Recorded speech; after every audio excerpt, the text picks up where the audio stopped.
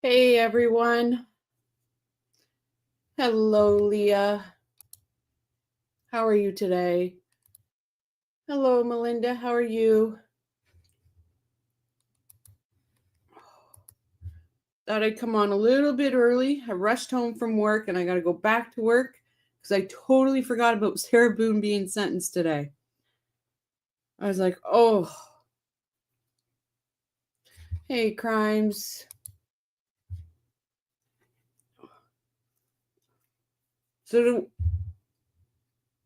Hello, Ian, my friend. How are you? Hey, Donna. How are you?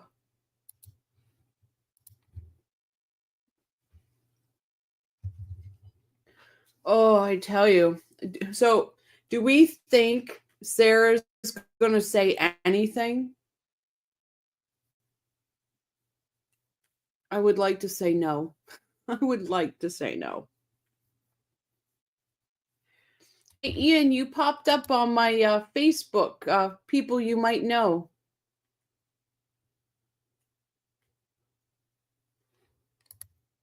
I'm good, thank you. It's been a little bit of a while, the surgery, and then one of my favorite people, one of my aunts, passed away on the 27th.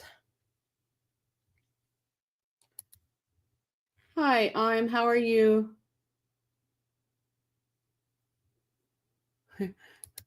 Sarah doesn't know how to shut up. No, she doesn't. No, she doesn't. Oh.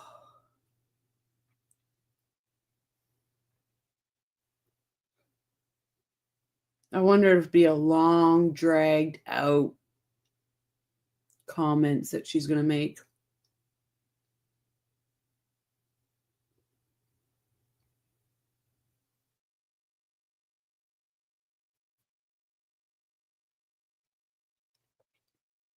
It's going to be starting here in a couple minutes. Thought I'd get on early so we didn't miss anything. Thank you, Donna. One of the most amazing people I will ever be blessed to meet. She gave us all a couple minutes each with her, and then she closed her eyes.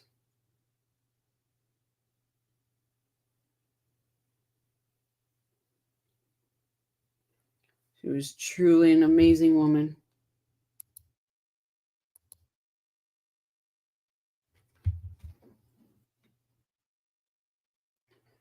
Oh. So how cold is it where everybody else is? Because it's bloody freezing here. Had to scrape my windows today.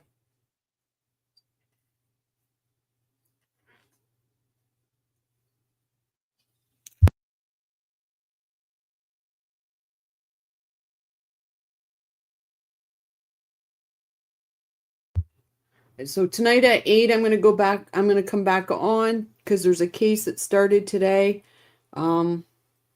The wedding night horror where the bride there was an accident and she was killed on her wedding night. So we're going to review that tonight, and then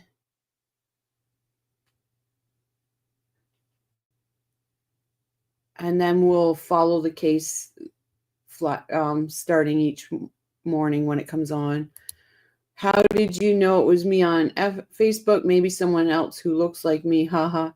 Your picture. That's what it came up. I'm like, oh, okay.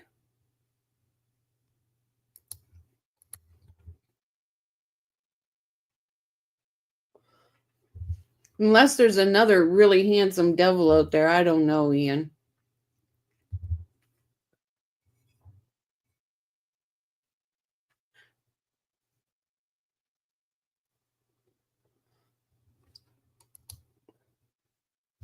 Oh yeah, absolutely. It was my aunt she was huge into paranormal things like that. And when we were all in her room, She said, I love yous all. And then, true to her, she said, I'm going to haunt yous all. So we all just started laughing because it was her. It was her word. And I have no doubt in my mind.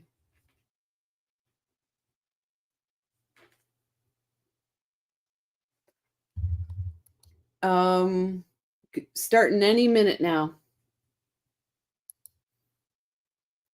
Just waiting on Law and Crime Network.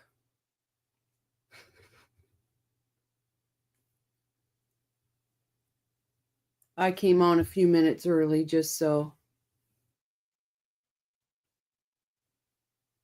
Oh, that's, yeah. So right now here it's -5.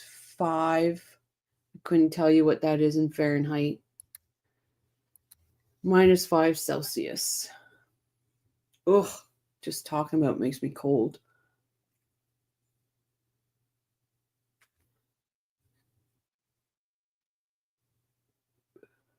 Come on, Law and Crime. Let's go. Let's get the show on the road. Because we want more Boone. She's never going away, guys. Judge Kranick knows her dogs were disabled, right? Okay, phew. She'll walk.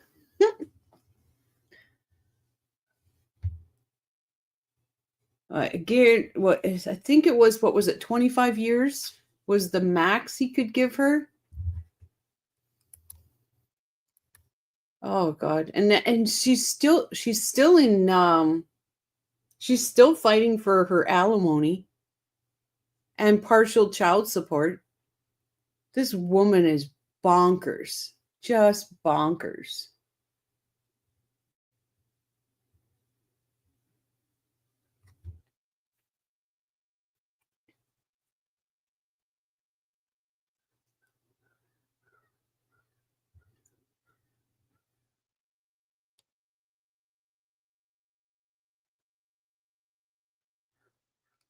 I've watched so much. Is it SKR's channel?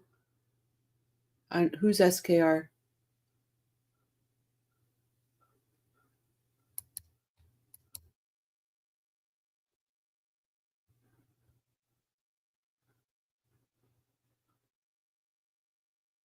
Oh, come on, Law and Crime. What are you doing? Oh, reading her letters. Oh, I know. Those letters are something else. It's insanity. She is insanity. Like, how they don't say this woman's insane, I do not know. Because there's something desperately wrong with her brain. Truly wrong with her.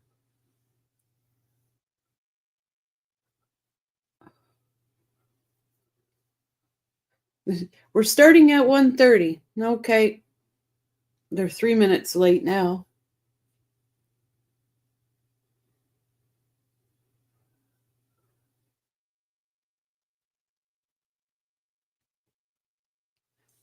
You know, if I was her Brian Boone and her son, if I was Brian, I'd be changing my last name and my son's last name. Just because they're never anybody, they could move wherever they wanted, and as soon as somebody finds out their last name is Boone, guess where they're going to go with it? Oh, are you Sarah's ex-husband?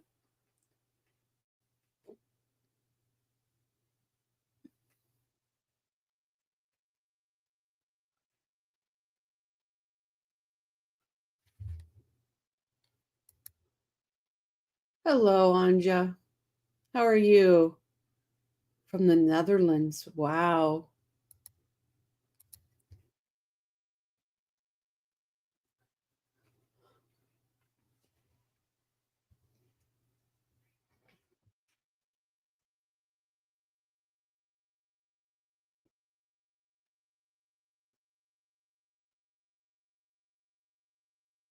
So I'm wondering if they're going to let the victims speak first and then Sarah.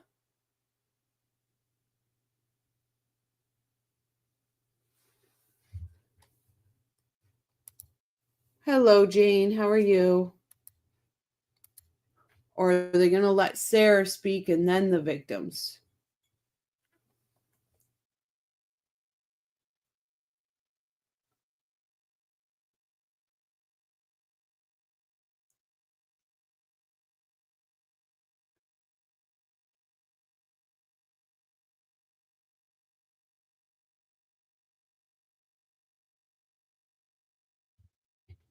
And do we hear it was not intentional in her statement?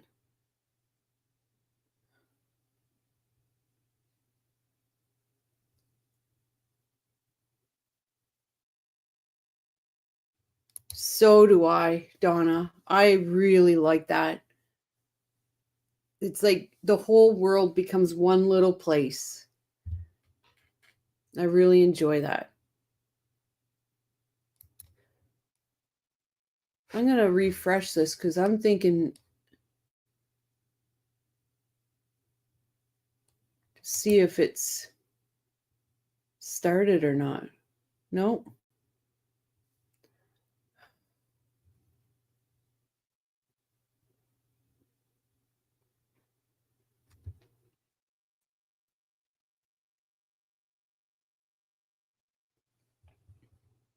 This is crazy.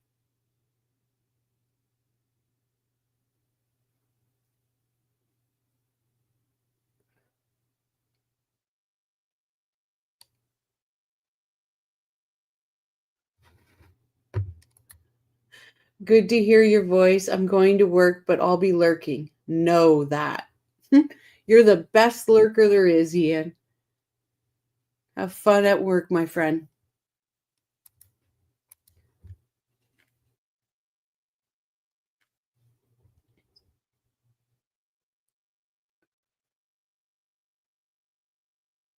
Just wondered if crime or I'm going to look up and see if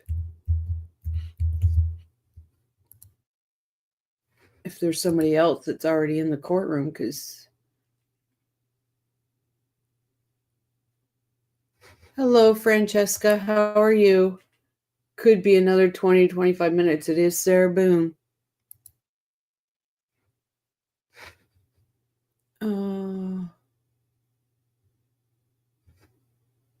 Law and crime isn't. Let me check this one.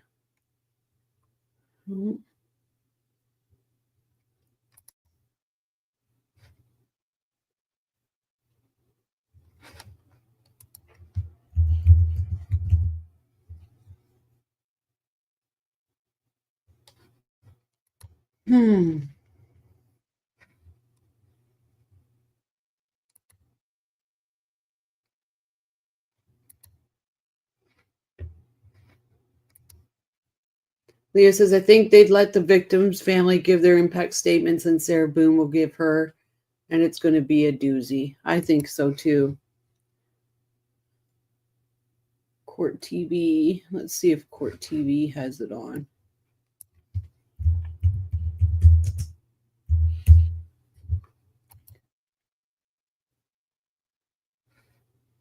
I'm just going to check, see if their feed is working or not. Nope, Court TV is not up either.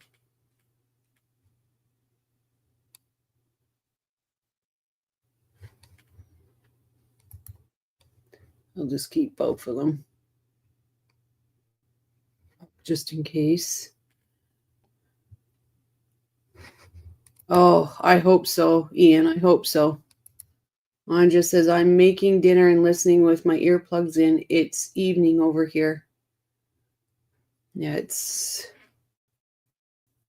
1:39 here. Give it another hour and be. Oh, here we go. We're in. Oh, here, I'm going to mute it. Just while the beeping's going on. Here we go.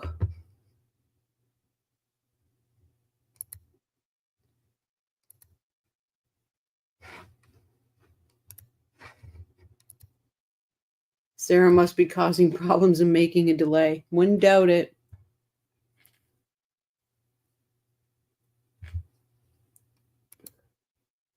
I've heard the actual sentencing part may not start till 2. It's pretty likely. Leah says, I hope for the same, Ian.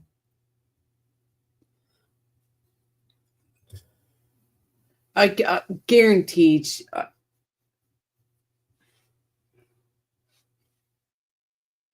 But can they do it without parole for second degree?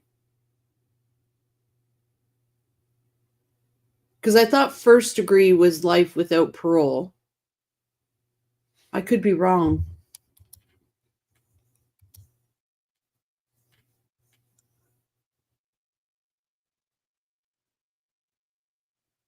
Oh, Judge Kranick is thinking today is Christmas. He is thinking today is Christmas. I do not ever have to see this woman again for the rest of my life.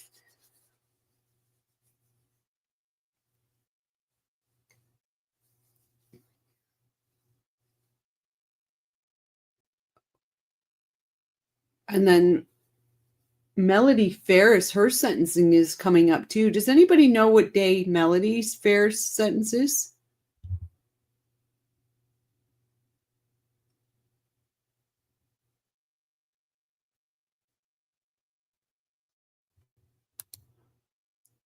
Ian says, if she hasn't earned no mercy, then what are we actually doing as a society?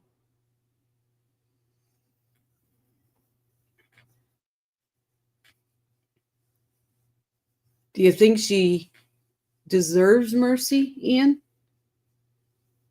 I think she deserves to be put in a suitcase. Maybe she's getting her hair done. And then we got Donna, December 10th.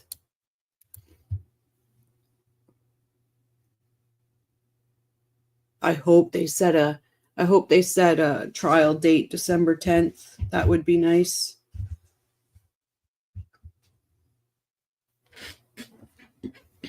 I think there's Melody Ferris's sentencing is coming up. That's the burn pit trial. Who else was coming up?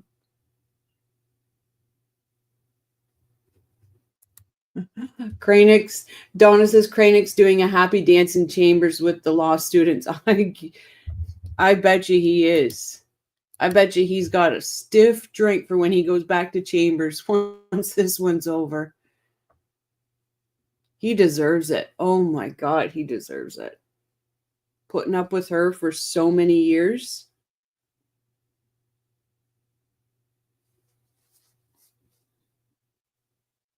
That would force you into retirement, I think. Having to deal with Sarah Boone for that long. Ian says, I mean, if she doesn't get smashed for everything she's done, then why are the rest of us bothering to be carrying decent people on this planet? I 100% Ian. That's what I think. Find the smallest of cells, the dingiest, rat infested, roach infested, moldu infested, and just leave her there and don't look back. Unfortunately, we can't put her in a suitcase. She deserves that.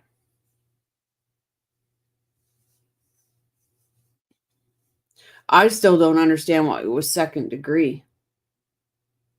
Should be first degree. 100% first degree murder.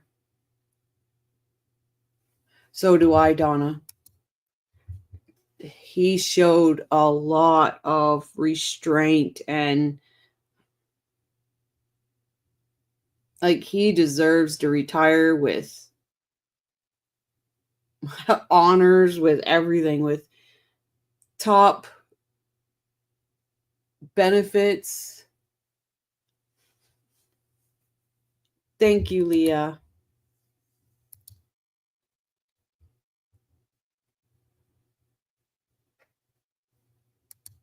You're right. Don't forget, she was smirking during the.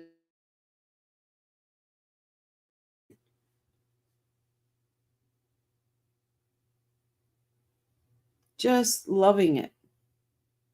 I don't know why it took so long, though, to have the sentencing. I would have done it the same day and got done with it.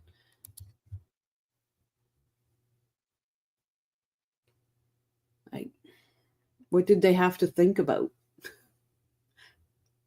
It's Sarah Boone. That should be life without parole just because she's who she is. Oh, I'd love for Kranick to say, 25 years without parole, and I'm not doing, and it's not intentional.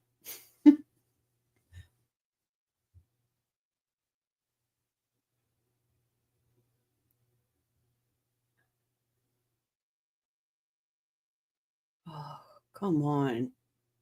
What is going on with this? Let's go, guys.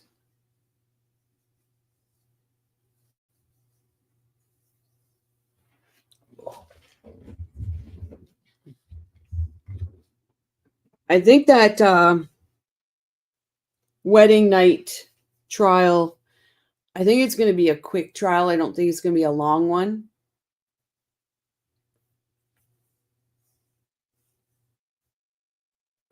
Oh, true, Donna. I hope he doesn't retire. I hope he runs for a higher office. He is fair. Why wasn't she charged with a first-degree murder? Murder is murder. Yeah, I agree. She should have been. But it wasn't intentional.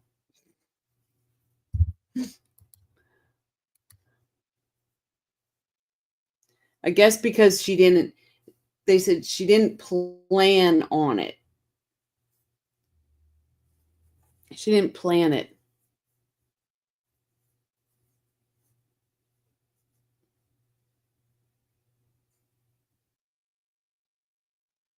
Yeah, unintentional.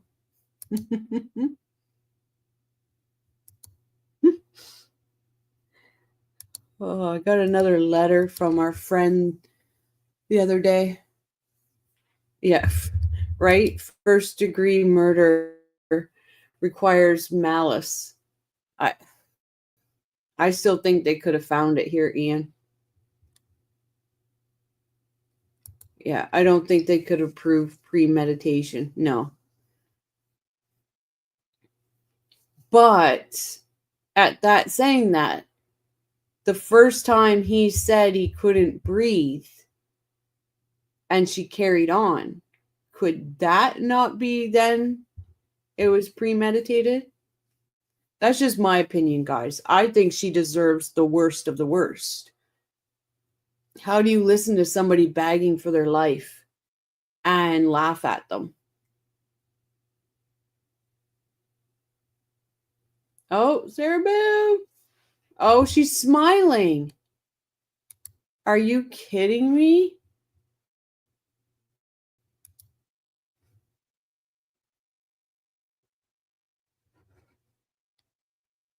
What the hell does she got there? You don't tell me that's not her speech.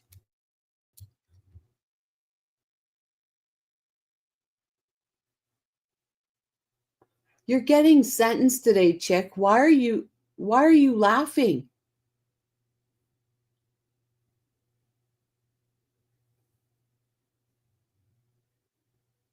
What is going on?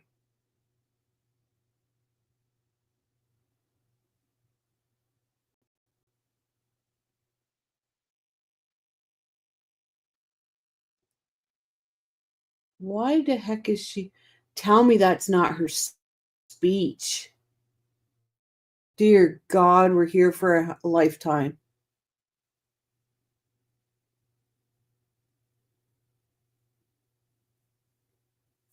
Well, and that's what, so legally premeditated can happen anytime before the action. But Jamie, could it, in my eyes, I'm thinking, okay, she put him in the suitcase or he got in the suitcase, whatever. But the minute she refused to let him out the first time, and went to bed and left him in there, knowing.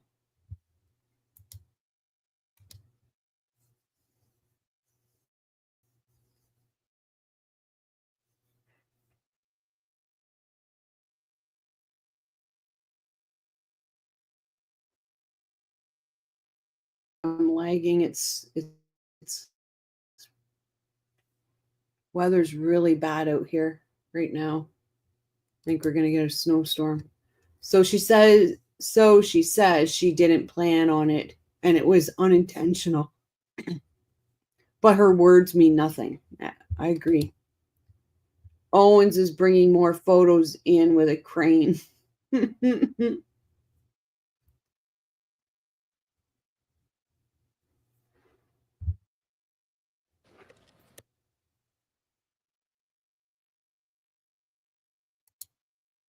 See, that's what I would think.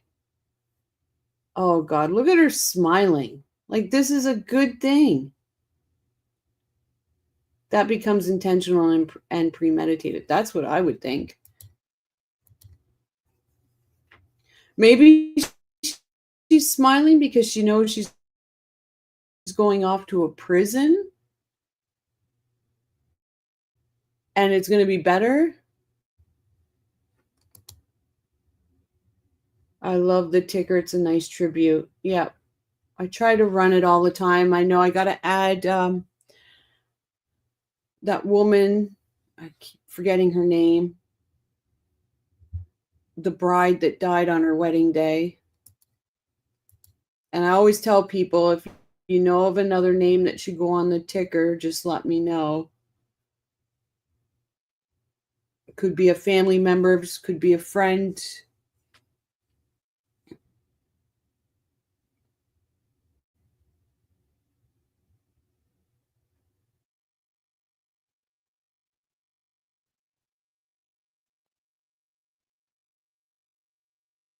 What are they? Are they reading YouTube comments? Please say they're reading YouTube comments.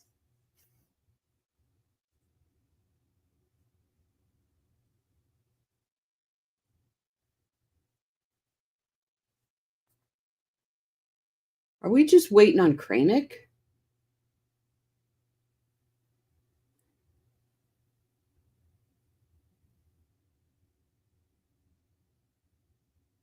I still wish they would have had a camera facing the defense table so we could have seen all of Sarah Boone's facial expression, especially today when the victims speak out.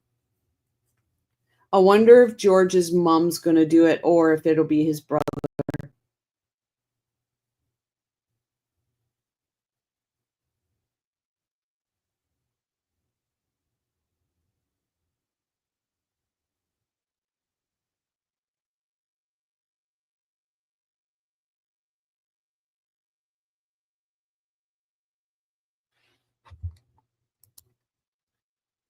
Leah says, silly question, but who is that guy laying in this chair? It looks ridiculous, but very unprofessional if he is a lawyer.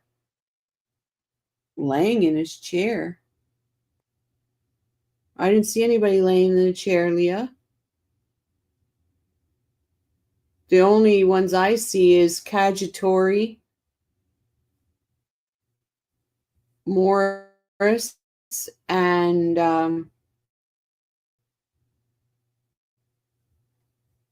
Sarah Boone.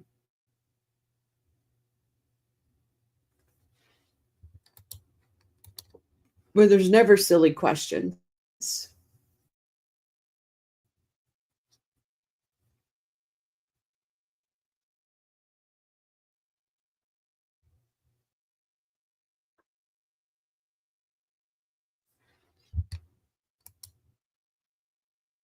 It's possible. It's possible, but she wasn't there for the verdict.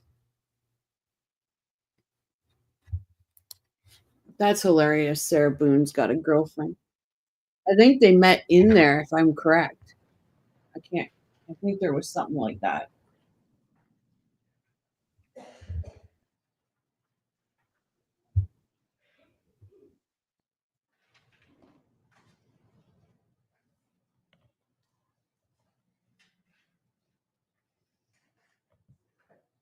I can't imagine she has too many supporters.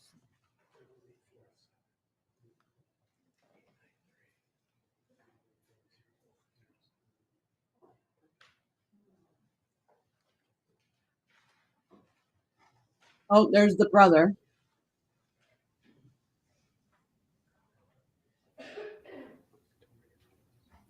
I don't see his mom. I don't see George's mom.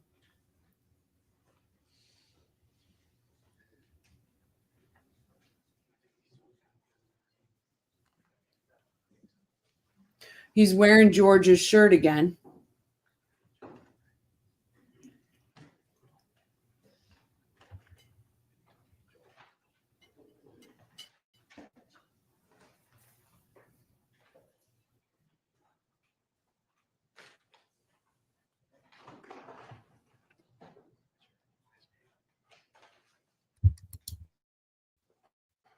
Yeah, I think so too. I don't see his mom there.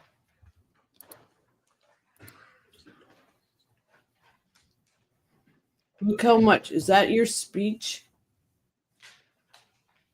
Sarah, please don't put us through this. Do one good thing in your life and say you don't have anything to say.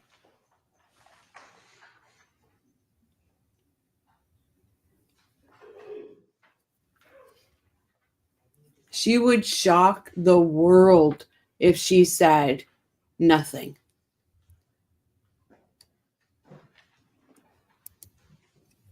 It's probably one of his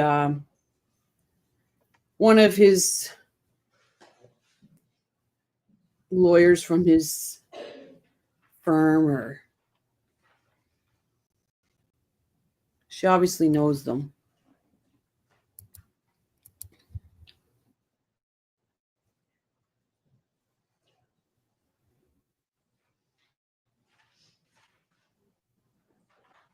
Goodness, they're almost a half an hour behind.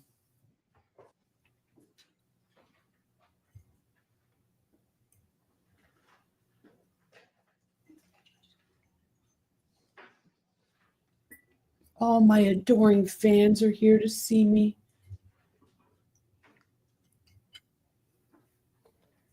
That makes me sick, guys, watching her right now.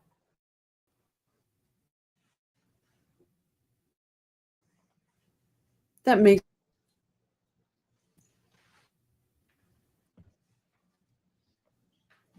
Oh, Leah, you don't have to be sorry about that.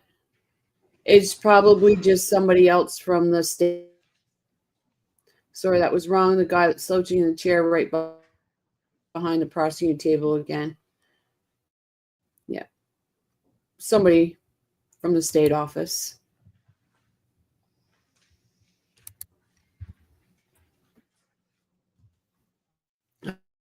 I'm seeing, because the weather's turning right now, and I'm seeing I'm having issues with my internet, so I might have to move my desk out and hook it straight up.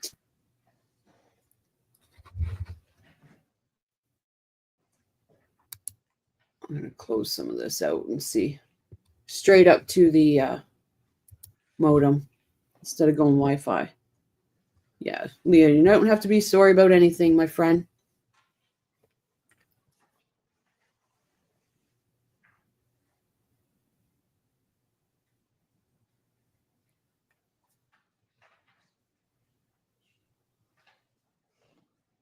I wish we could hear what he was saying.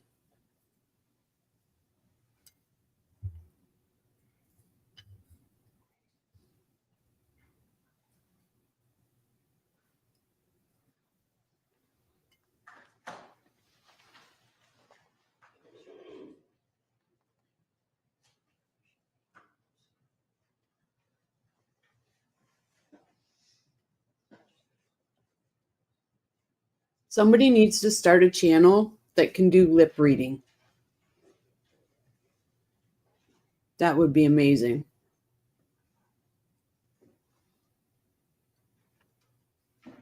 Like, what's with all the paperwork?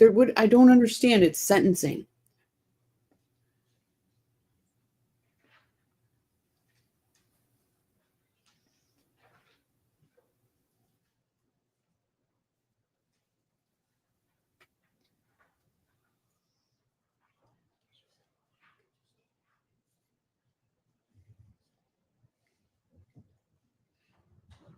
I'm shocked she hasn't put out a wanted ad for a lawyer to help her with her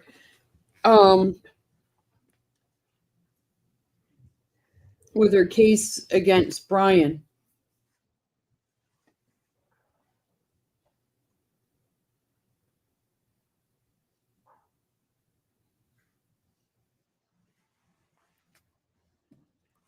Sorry, guys. I didn't realize we'd be sitting here waiting so long.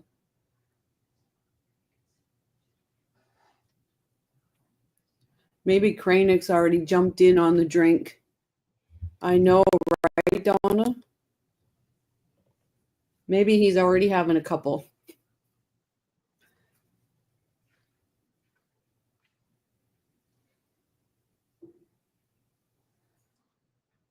Sarah's put some pork on.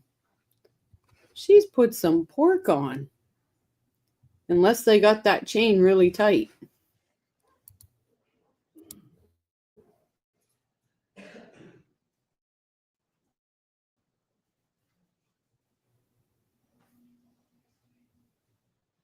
This holdup's ridiculous.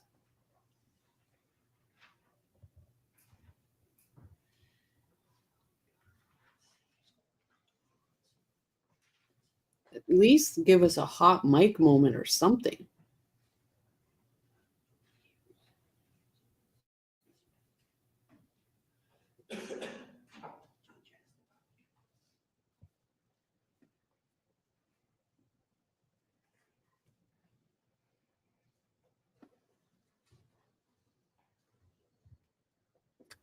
Hello, Jane, my friend. We've missed you too.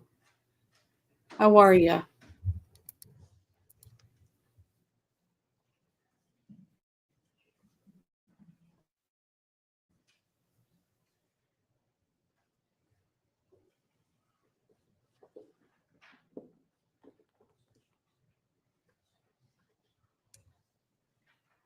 This is insanity.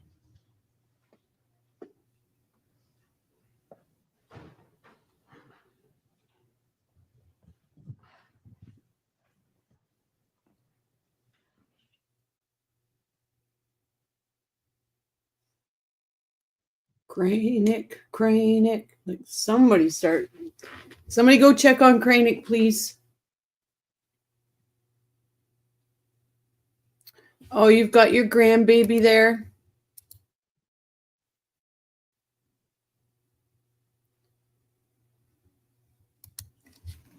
Donna, you're absolutely right.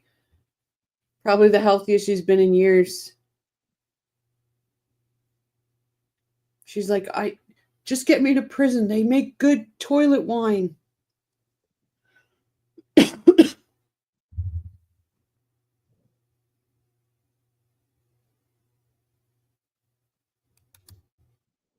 want to go where they have the better toilet wine.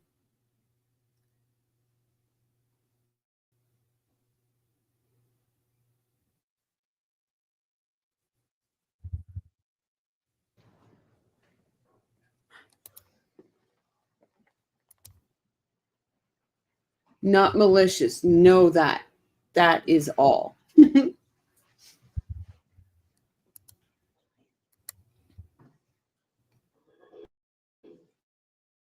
Enjoy your grandbaby crimes.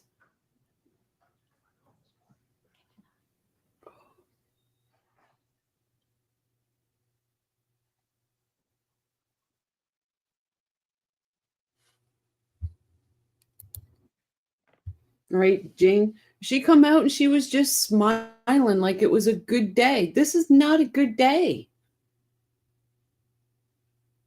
Unless she's looking forward to going to prison, like if it's so much better than jail. You imagine the prison that she's going to? People are like, oh, Boone's coming. Boone's coming.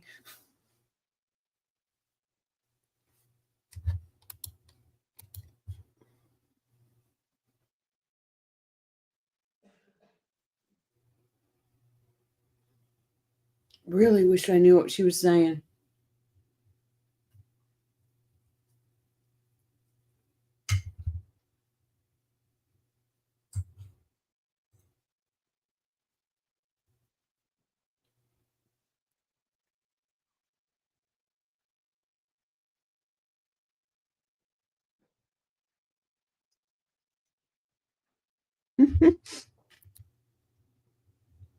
Worked in your favor, Jane.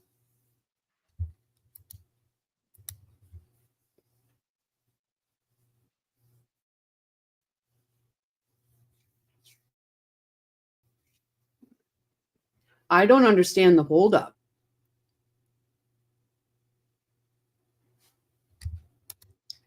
Yeah, I think it was one of the attorneys.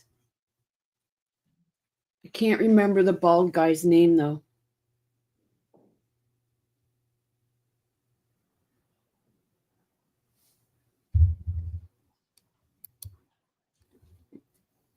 And I said Morris earlier. Jesus, I don't know what I'm saying. Owen's body language is very cut off from her. Yeah, he's this is a good day for him too, because he's done after this. That looks like he's reading text messages.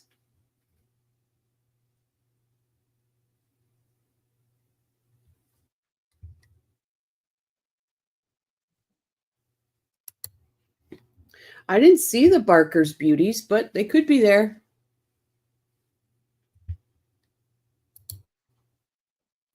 Sarah, the busy bee, like, look at all those papers in front of her. Why? I don't see his mom.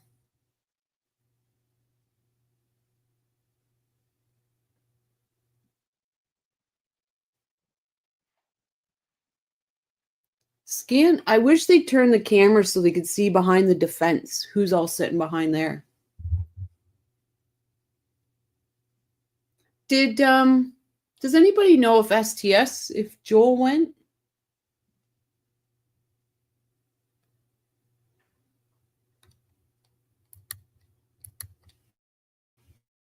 If he drove up for the sentencing?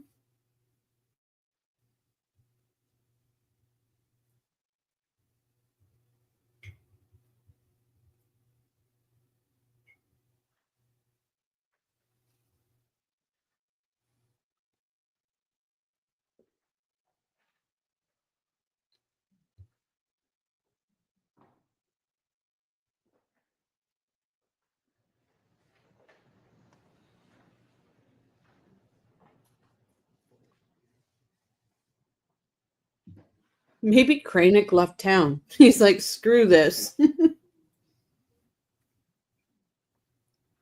Let's go, Kranick.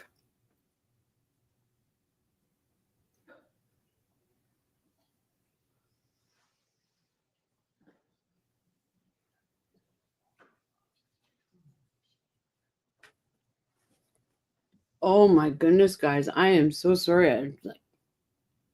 This is taking forever.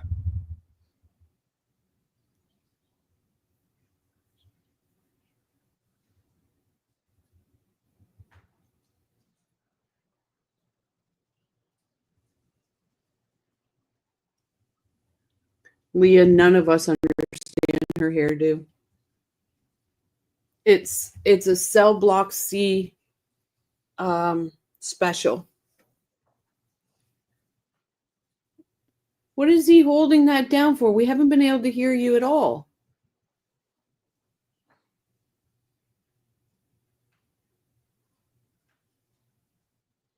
Oh, I'm glad you're okay, Jane. Oh, Donna, so do I.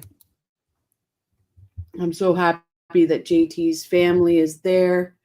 I pray for their healing, for his mom. Oh my God, that poor woman. Hello, X, my friend. How are you?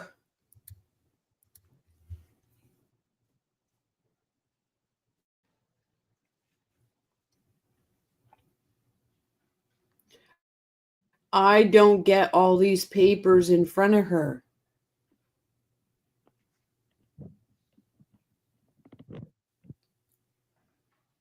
It doesn't make sense.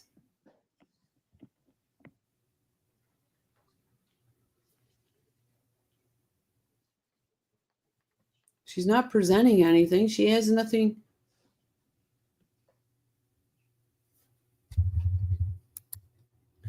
Oh, I think so too. I think she's going to get 25 to life. Now, or 25 years. I'm just wondering if she gets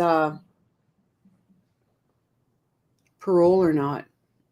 Second degree is 25 in Florida, is it not?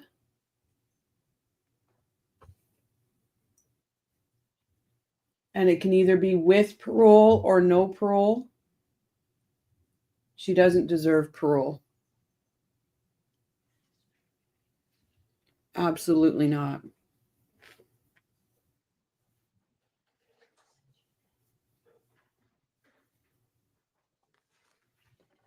I wonder how many calls Owens has had from Sarah Boone. Oh, here we go. Yay.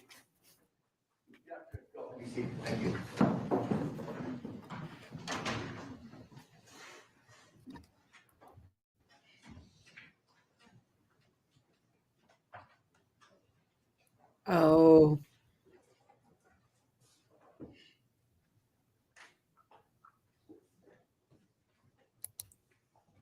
Yep.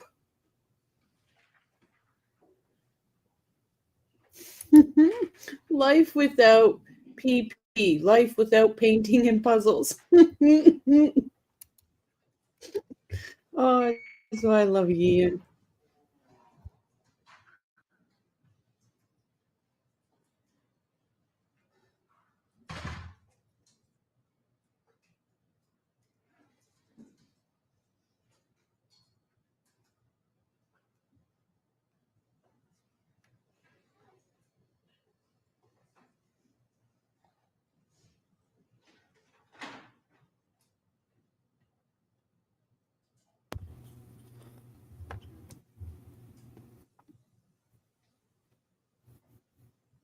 Okay, Kranik, you kept us waiting this long.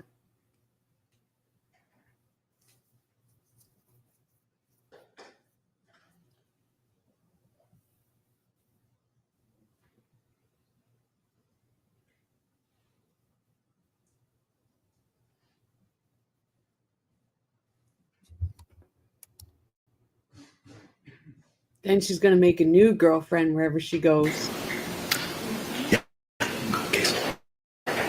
Calling State of Florida versus Sarah Boone, 2020 CF 2603, State. Chief Cacciatore on behalf of the state. Defense. William J. for the state. Defense. James Owens for Sarah Boone. Ms. Boone is seated at counsel's table. Ma'am, if you could please raise your right hand, Madam Clerk's going to go ahead and swear you in. Do you solemnly swear or affirm the testimony you're about to give will be the truth, the whole truth, and nothing but the truth? I do. Ma'am, can you state your full name and date of birth for the record for us? Sarah Boone, 10-10-7-7. We are here for a sentencing. The jury returned a verdict on October 25, finding you, Ms. Boone, guilty of murder in the second degree. We are running a little bit late this afternoon. I apologize for that. I was in court all morning and with the opportunity to review all of your submittals from earlier this morning, Mr. Owens, including the victim or the character statements, the psychological evaluation by Dr. Harper, the motion for downward departure, the motion for new trial, and the state's response to same. To see this. Before we proceed with any sentencing in this matter, the court needs to address the defendant's motion for new trial and the state's response to the defendant's motion for new trial. Anything in addition you'd like to argue at this time, Mr. Owens, over and above what is contained in your motion, sir? No, sir. State. No, sir. All right. After reviewing the motion and the state's response the same, the defendant's motion for a new trial is denied. Based on the court's review of the record, the court's participation in the trial, and the review of all the evidence of the court's prior findings and rulings at trial and prior thereto. With that, I believe that we're prepared to proceed with sentencing at this time. The court has reviewed the pre-sentencing investigation prepared by the Department of Corrections. Are there any housekeeping matters that we need to address, Mr. J. or Mr. Cacciatore, before we proceed? Not from the state. Are there any housekeeping matters from your side of the ledger, sir, that we need to address, Mr. Owens? Judge, I do have 4 lay witnesses that are going to testify. And we've got Dr. Harper here to testify. Of course, my client's going to testify. But one of the 4 lay witnesses wants to appear by Zoom. She lives up in Minnesota. I don't know if that's allowed. We don't have an objection to that. One of our witnesses will be providing an impact statement, would also like to appear on the course virtual link as well. Okay, so stipulated. If you need it, just let Anita know, and I can have her email it to you right now, the link. We do have the link. She's waiting to get on, I guess. Who might it be, sir? Several people. It should be Lana Albert. She is here, sir. She's in the, she's viewing, her camera's off and she's, microphone is muted, but she's in the lobby. Okay. All right, with that, State, you may proceed. I think this is going to be a couple hours, guys. At this time, we would like to take an impact statement from, I believe, Anna Torres, which you will be appearing virtually. Oh, the mom. I see several guests, but I do not see a Anna Torres in the virtual lobby, sir. Well, I think while maybe she's having some issue logging on, we have also in-person witnesses. We can proceed with those first, sir. Oh, it's going to be heartbreaking.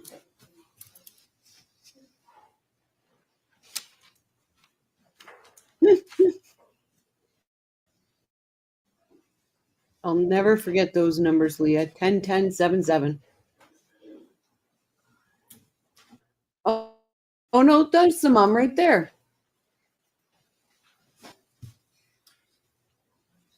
Please. Please raise your right hand. Do you solemnly swear or affirm the testimony about to be able to be the truth, the whole truth? That's his mom. Ma'am, good afternoon. Could you state and spell your name for the record for us? Okay. Ma'am, you can go ahead.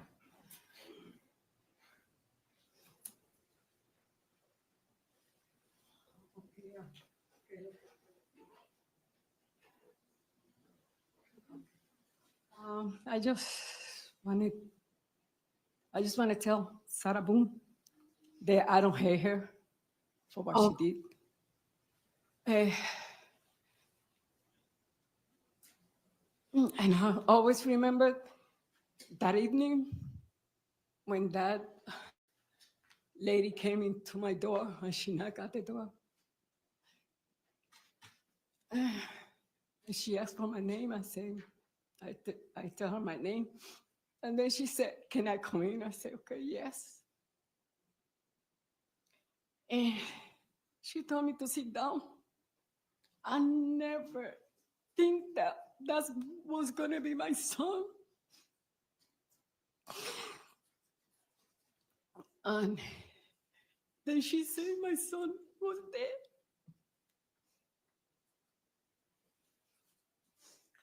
Since that day, I can't sleep. It's hard for me to. God bless her. Remember that moment. My son is not here no more. She don't only kill my son, she killed a father, a brother, an uncle.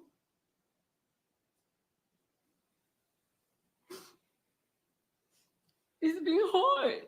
And my family, because all the brothers, they will always work together. But now it's like something real. Love is missing. Sometimes when I look out the window, I wait for him to come and say, Mom, I love you. Oh, my God. She was always there. She called me. I miss that mommy. The last time that I talked to him was at 12 o'clock in January, New Year. He came to my bed and said, Mom. He woke me up and I said, Mom, I love you. Happy New Year. Since that day, I don't see him no more. Oh. You know, my son, I love him. And I miss him a lot. My family miss him a lot too. But I don't hear him. But you know what? I was blessed. She ain't gonna be blessed like me because I have my son. I raise him. I have his children, my granddaughter, my grandson, and she don't gonna be able to have that. And I did. I raised him. He wasn't perfect, but he was a good son.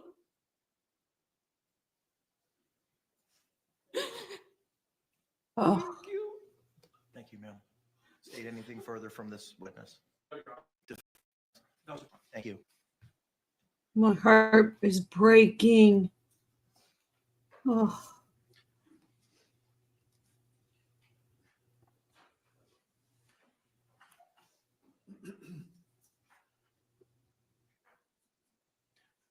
You may call your next victim impact statement. Victoria Torres.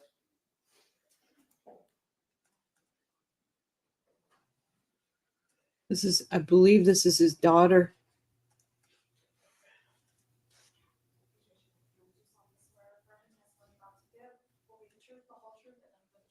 I do. Ma'am, could you state and spell your name for the record for us, please? Victoria Torres. My name is Victoria Torres. George is my brother. Oh, his sister. Unfortunately, my family has experienced two horrifying tragedies.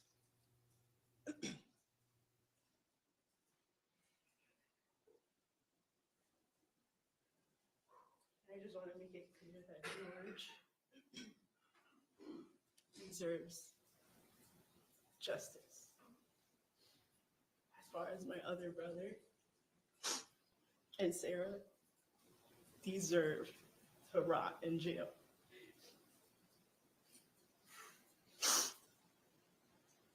Sarah has caused a lifetime of pain, a lifetime of horrible images, a lifetime of hearing my brother George plead for his life. Oh, This is just this moment for all of you. For me and my family, it's forever.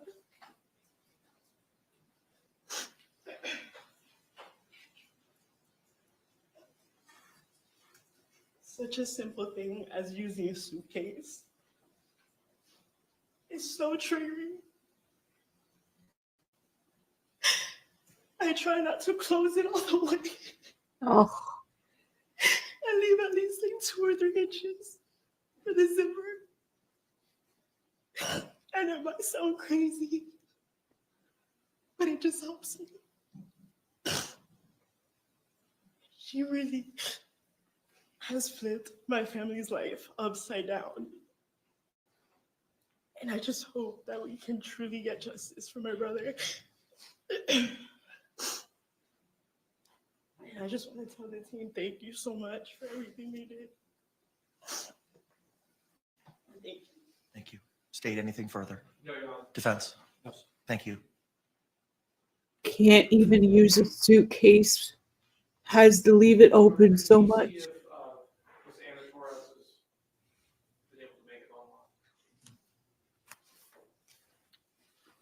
Do not see an Anna Torres in the lobby, sir.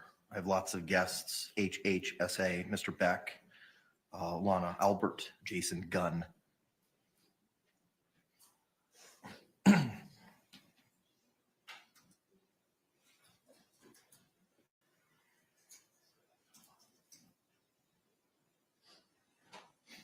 Your Honor, is there a cap to the link as to the number of individuals? Not to my knowledge. Could we just have just a moment? Yes. Oh my God, his sister just done me right in.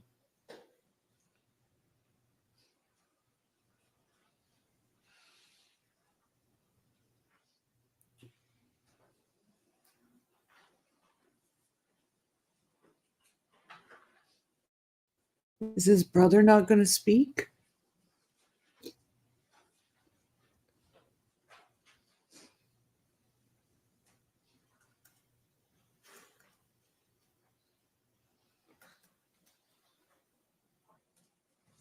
I wish we could see that bitch's face right now.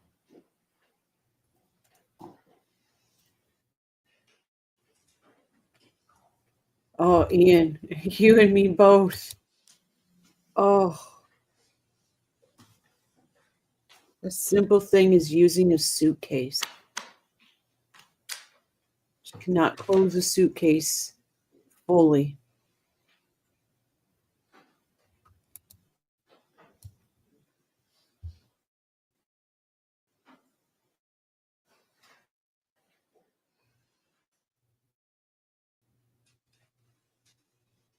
Do they not have?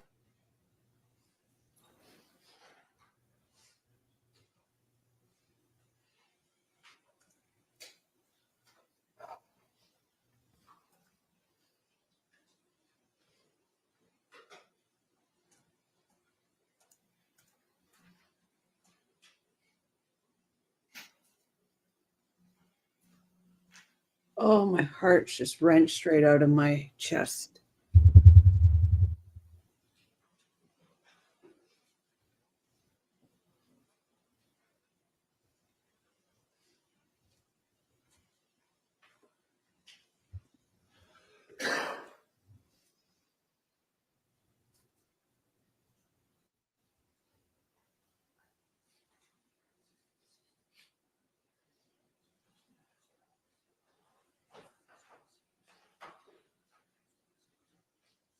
I'm shocked one of his daughters, maybe that's Anna.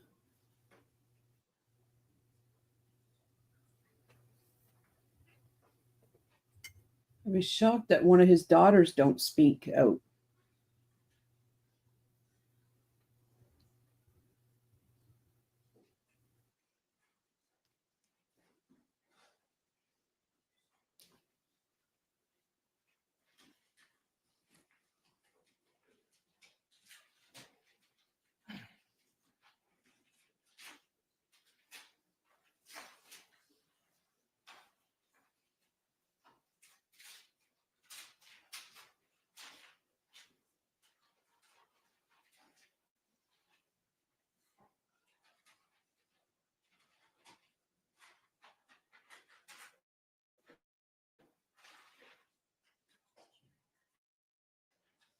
Come on, defense. You should have had all the victims with, or story, prosecution.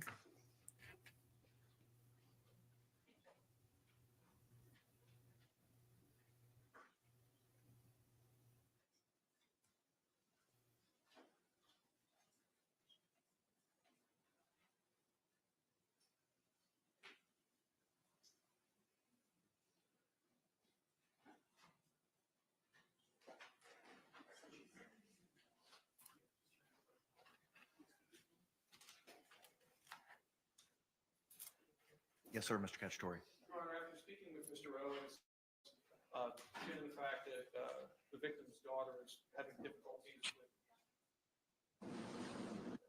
with Is that her, Anna Victoria Torres? Yes, sir. Is that it? Is that who it is? All right, ma'am, good afternoon. Can you hear us? His daughter. Good afternoon. I can hear you. Okay, could you please state and spell your name for the record? My name is Anna Victoria Torres, ANAVICTORIA Thank you, ma'am. I understand that you'd like to provide a statement to the court at this time. You may proceed. Okay. Okay. So I'll be speaking for myself and my two siblings. The murder of Come my on, father Ron, has crying. affected us on so many levels and in different ways. I myself, for the first year, would wake up screaming every morning or night, wishing I was having a nightmare, only to wake up to remember all over again that my father is gone and I'll never hear him say he loves me ever again. To know my siblings have been affected in such a way that they are now different. They have had a piece of their heart ripped away from them, all while her son gets to hear his mother's voice and see her alive is pathetic. Because of you, Sarah, my sister is heartbroken. Because of you, Sarah, my brother is left wondering when he will ever see his father again. The loss of my father has left me with chronic depression and anxiety. Seeing any moments of fatherly love or kindness being shown between others in real life or even on TV leaves me in complete shambles. Seeking therapy was a must in order to navigate through my workday without a random breakdown. Thoughts of my father's demise still enter my mind ever so often. I'm left either angry, sad, or sick to my stomach to think of how his final moments were. George Torres, my incredible father. Not only was he my father, but my best friend. My personal comic provided me with wisdom and knowledge, creative and loving dad, an older brother, an uncle, a cousin, a friend,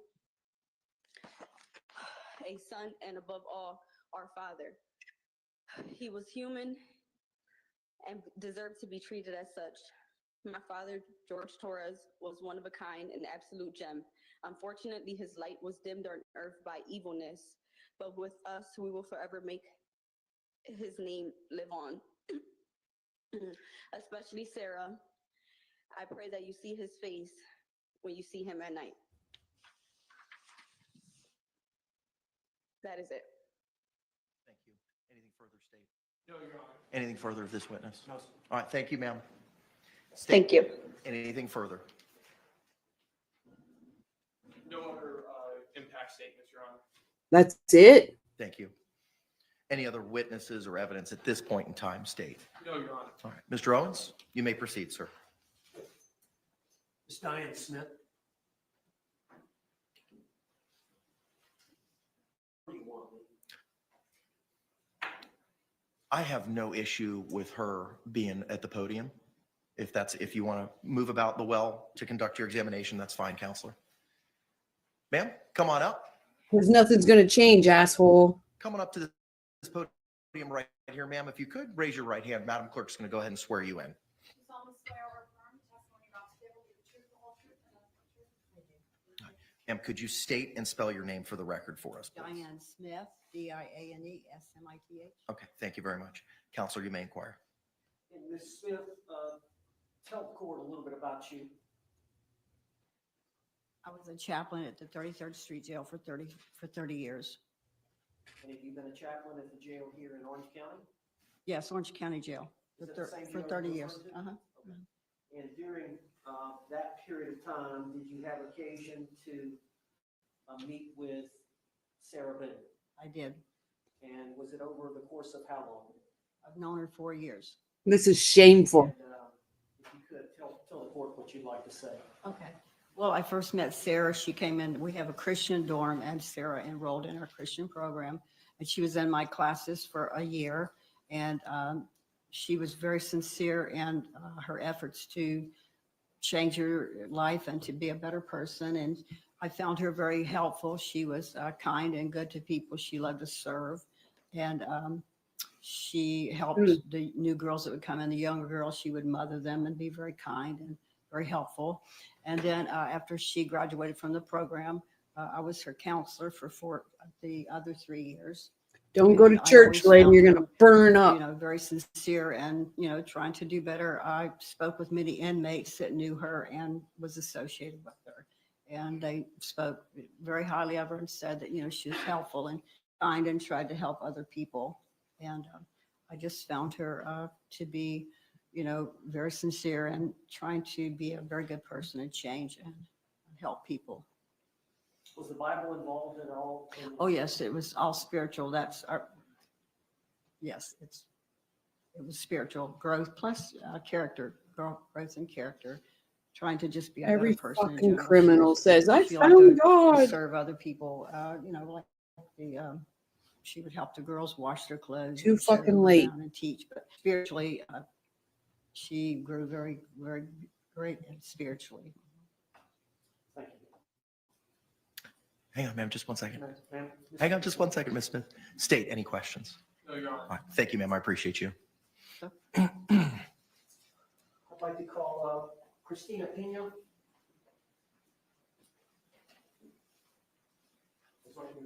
Yeah, it's fine, counselor. Thank you.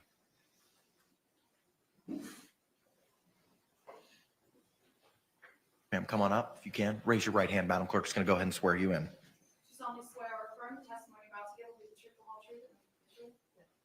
Ma'am, if you could state and spell your name for the record for us. Christina Pena, Christina Pena. You may inquire, sir. How old are you? 31, And where do you live? Orlando. Now, it's my understanding, Ms. Penna, that you were in the county jail with The Sarah. girlfriend. Yes. How long were you all in the same cell together? Yes. I was in there for 4 years, but we were together for 3. Okay. And I understand ultimately the charges against you were dismissed? And so you were released on what day? April 4th, this year. 2024? 2023. 2023. So you've been out for a pretty while. I've been out for like 6 or so months now. Yeah, since April Okay. of this year, actually. Sorry. April of 2024. And you said y'all were bunkmates there together for about 3 years? Yeah. I would assume that y'all got to know each other pretty well. We did. And if you could, if you'd like to speak on her behalf to the judge. It is. Sarah's one of my best friends, my only. Take your time. She's helped me a lot. Spiritually and like growing and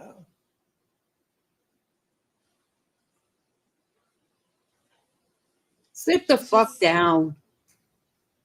she helps everybody. She's always She helps them right into a She suitcase. helped me a lot and she would come to me, she'd talk to me all the time and pick me up when I was down or if I didn't know something. She just good. I don't know. She was a good person to me. She just mistakes happen. Mistakes happen. She always helped. She always helped people. She was always helping everybody in the dorm. She even like her artwork. She did Her wanted art. posters.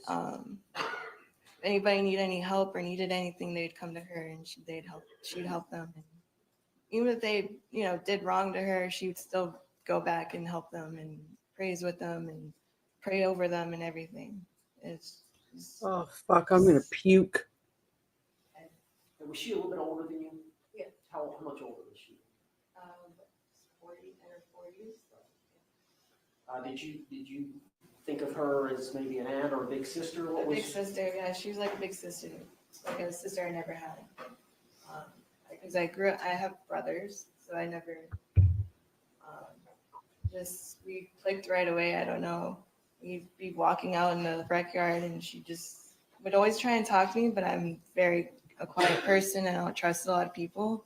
So for me to open up and trust somebody, it's a lot. So. And obviously y'all were there under difficult circumstances. Yeah. She assisted you in getting through that. Yes, and she helped me a lot with my my case, and I would help her with with hers too. We're both. Justice is not what it is. I don't know how. Bless you. We both helped each other out. I don't know. Ms. Danielle, I appreciate it. Thank you. Any questions, State? No, Your Honor. Oh, Sit thank you, ma'am. I down, appreciate you. bitch. Unbelievable. Thank you, Donna. I'm sorry. Sometimes it just comes out. Judge. Yes, sir. After Ms. Hill, I want to. Right there with you on. Yes, sir. How dare she?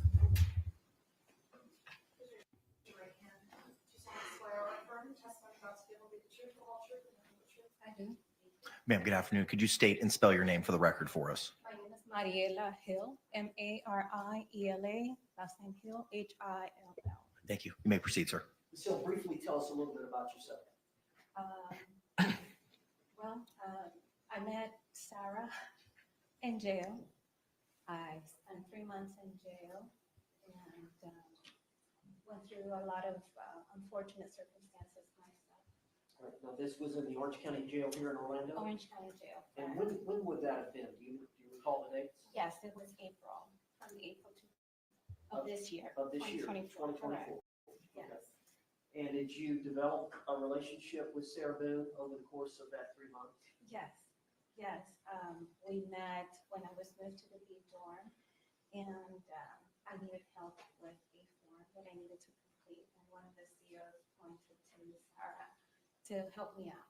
And since that moment, we became really good friends, and she was so helpful, so kind, so respectful and loving, not just to me, but to everyone. And I have nothing but good things to say about her. So sit the fuck down. Loving heart and how deep her faith is, her faith in God and AT. justice for everyone. So that's what I believe. State, any questions? No, Your Honor. All right, thank you, Ms. Hill. I appreciate it.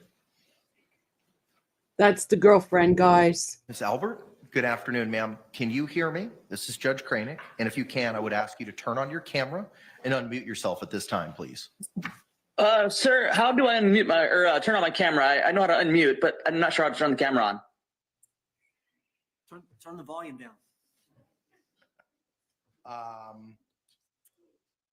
So, ma'am, Is that better?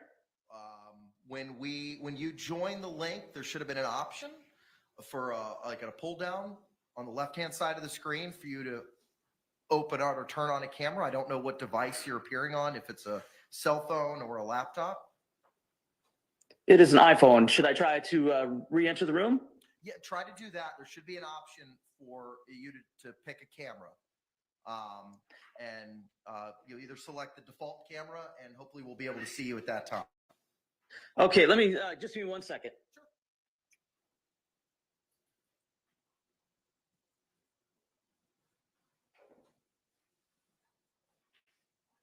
I'm.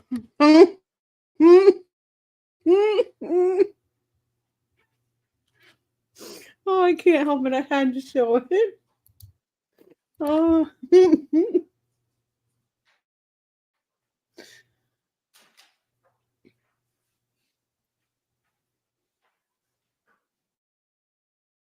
Yeah, Jane. The jail preacher was drunk on hooch. You know what, guys? Every single found God. I found God too fucking late. Too late. And oh, she's such a good person. All she does is help people. This and that. Did that work? Can you see me? I cannot. Shoot. Yeah, it's saying default camera. It's saying front camera. I chose it. It didn't show my face or anything like that.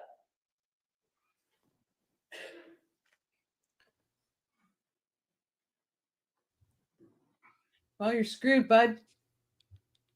My technological skills are limited. State? I have no objection to the witness making their statement here. Okay, appreciate it. All right, Miss Albert, good afternoon. If you could just state and spell your name for the record for us, please. Certainly. Lana, L-A-N-A, Albert, A-L-B-E-R-T. Okay. All right, Mr. Owens is going to ask you some questions. I agree, And if you Anja. could just I answer them, agree. ma'am, I would greatly appreciate it. Sir, you can proceed. Miss Albert, do you have the ability to turn your volume down? Yes, I just did. I can't hear you very well when I do that, though. You can't hear me? I can hear you, but very, very quietly. How about now? Yes, I can hear you. Am I okay? Yeah, you sound a lot better. You were too loud earlier. Oh, Okay. just get on Can with you it, hear me Owen. okay? I can hear you. All right, Miss Albert, tell the court a little bit about yourself briefly. Well, I live in Minnesota. I currently have end-stage renal disease. Before I became disabled, I was a business owner in the Twin Cities here. All right, and how old are you? I am 50 years old. What the All hell right, does this have to and, do with Sarah? You're considered disabled? Yes, I am. All right. And have you had an occasion since this event to establish a relationship with Sarah Boone? You fucker. Yes, I have. We have been friends for the past a little over 11 months. You And how do y'all scumbag communicate? Owens. We've communicated a lot of phone calls, lots of tablet back and forth. and a lot of letters as well. All I'd right. say many, many, many hours of time spent with each other. Oh my Right, God. And you want to speak on her behalf here today? I would, please. All right. Would you please tell the court what you would like for the court to know? Thank you very much. And thank you very much, Your Honor, for the privilege of speaking on behalf of my friend Sarah Boone. I also want to extend my heartfelt condolences to everyone here affected by this terrible tragedy, which has brought us all here and listening in. Many, many articles and videos and opinions of Sarah have gone out in the airways and on the webs. Opinions that have been formed and commented on so much that it's hard not to give into the temptation to treat people like a comic book or a fictional character. In the case of my friend Sarah, the words narcissist, Karen, villain, many other things, they roll off the tongue with little regard to the humanity that is dismissed so flippantly. And under a lot of circumstances, I was one of those people, as I have a love of true crime. And becoming friends with Sarah has shown me that there's a lot more depth to the people I see on the screen. I'd like to share with the world and with the court about the Sarah Boone that I know. Sarah Boone is a kind, honest, and good person. The Sarah Boone I know is one who loves animals, especially the kind who are damaged and defenseless. How many of us would take in and pour love for a hearing impaired and a sight impaired? I'm sorry, guys. I gotta pause it for a second. This stupid bitch is a pen pal. How the fuck do you know Sarah Boone? You are a fucking Karen. You are a fucking reject. You're writing her and becoming friends? Are you fucking kidding me? Pair of dogs. She has a natural instinct to help reach out and give of herself. Her time and energy and love, especially to those who are hurting. I tell you this, she fights even harder for those she loves, giving time, attention, and companionship without a single thought. Yeah, for go her show own the gain family. Or what someone Look at can the do for mom her. having to hear this And one bullshit. huge example is in the matter of our friendship. As I said before, I have end-stage renal disease caused by a genetic illness called polycystic kidney disease. As my life has progressed, things I have taken for granted have been taken away from me. I could not appear in person because I can no longer walk, as my dialysis treatments have affected the circulation of my legs and has confined me to a wheelchair. To say that my life has radically changed is an understatement. Through it all, I have many friends and family I love and cherish. Sarah has distinguished herself differently in this way. In the course of getting to know her, I started sharing the progressing state of my health. It was like lightning had struck her. The moment Sarah had learned the depth of my struggles health-wise, she straight up offered strenuously to donate a kidney to me. I got to tell you this. I hope she's not mad for me showing this, but she had no hesitation, no concern over personal risk or personal gain. I want to convey to this, out and around the world, that is merely offering is a good and heroic act. I've had many friends. I've not had one outside of my brother who has offered me a kidney. That is huge. I don't have anything of equal value to give to her. And that's not the actions of a narcissist. She did it as a reflex action, as a good person. No, she did it so she could get out of jail for a while, you stupid bitch. After the verdict came in October, we spoke that night. And I hope Sarah doesn't get mad at me again for disclosing this, but out of all the shock and seriousness of what had happened in the court, the thing that made her emotionally break was that she realized she could never be a owner to me. I mean, I was sitting there like, hey, you know, it's going to be okay. But she was so broken up, she couldn't help me. That's a friend. She is not, nor does she come up anywhere remotely close to being a narcissist. And one more thing before I go. Social media has worked to rip the blindfold off of Lady Justice, to take the sword out of her right hand and start assassinating Sarah's character. However, the scales are the balance. As it says in Psalm 85, mercy and truth are met together. Righteousness and peace have kissed each other. Justice isn't justice without mercy. Our pursuit of righteousness isn't complete and right without peace. Thank you, Your Honor, for the honor of speaking for my friend Sarah Boone. I hope that your justice is mixed with mercy here today. Thank you. State. How much money you put on her fucking kiosks every week? Stupid No, Judge. bitch. All right. Thank you, Ms. Albert. I appreciate you. I'd like to call Dr. Harper. You want her on the stand or? I'm okay with her on the stand. On the stand? No, she can be right now. Yes, sir. Yes, sir. I'm sorry, guys, but that just pisses me right off. Judge, you want her on the podium? No, she'd be at the podium. That's fine. Doctor, good afternoon. If you could please raise your right hand. Madam Clerk's going to go ahead and swear you in.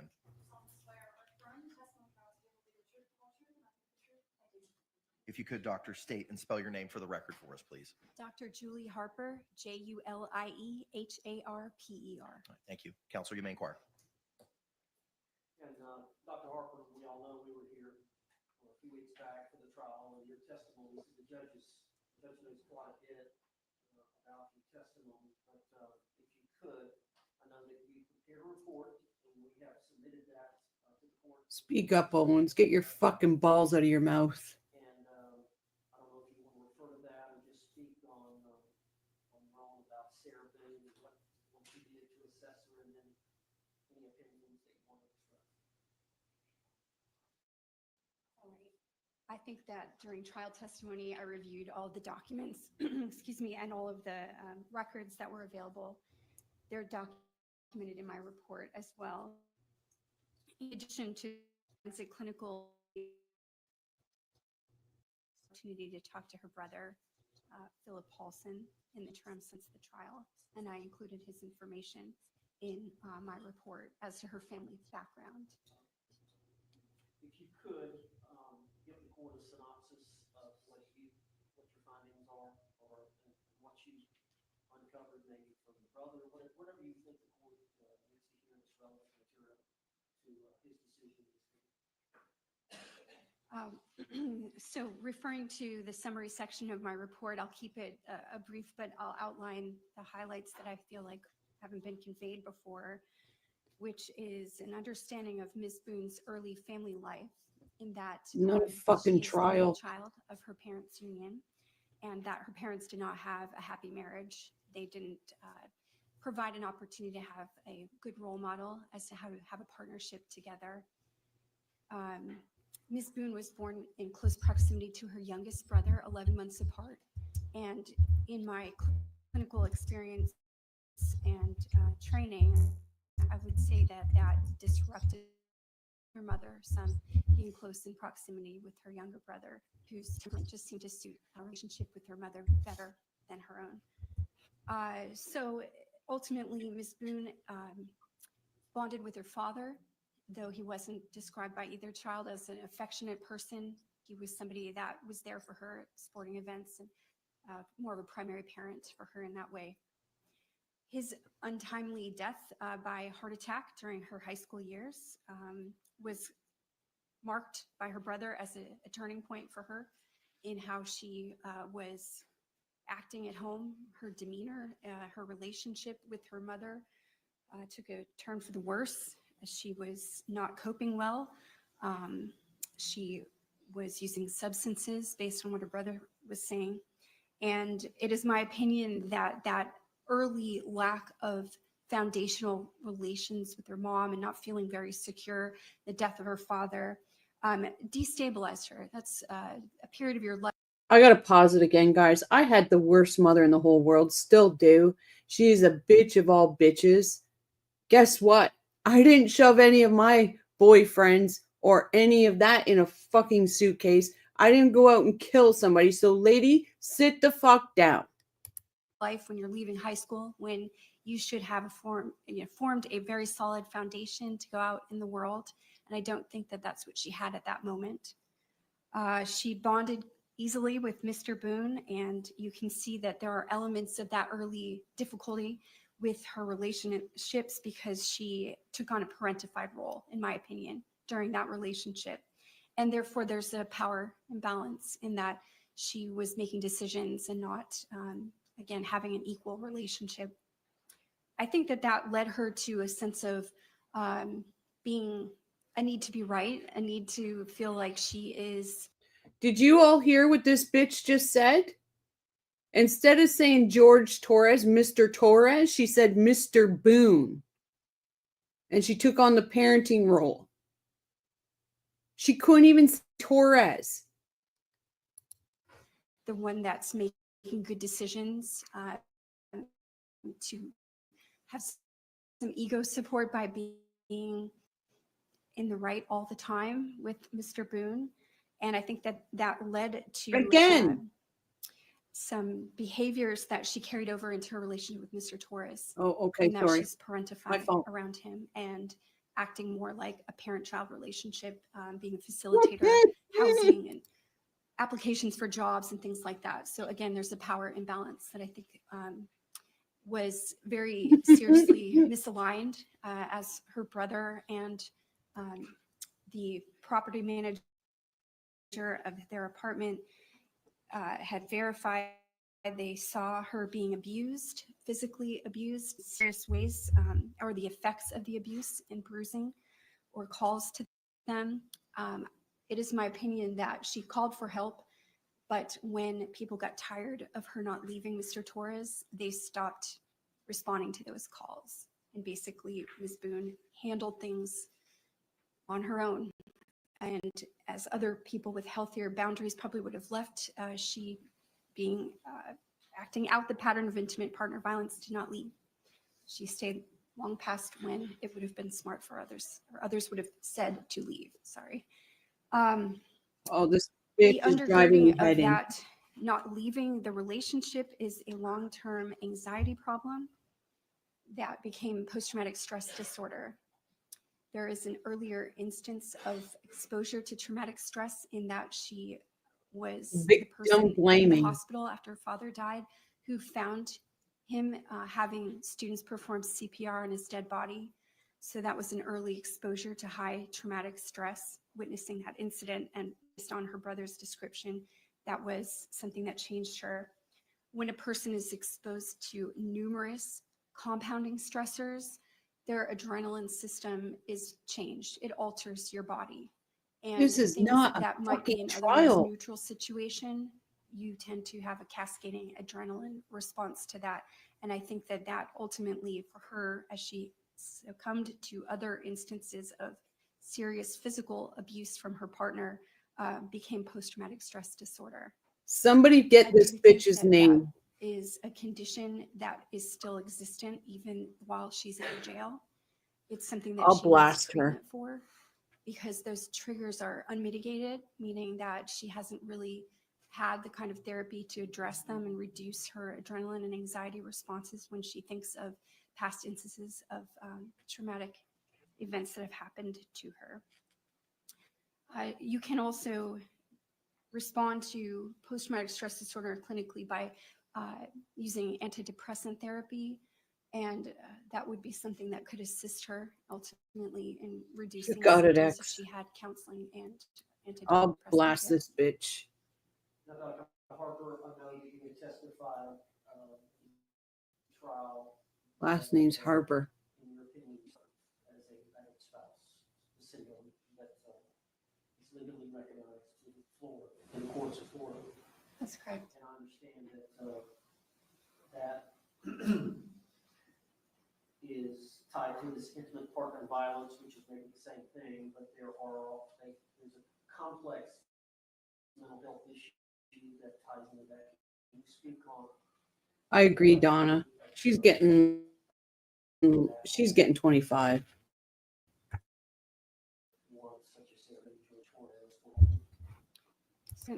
So intimate partner violence is not a diagnosis.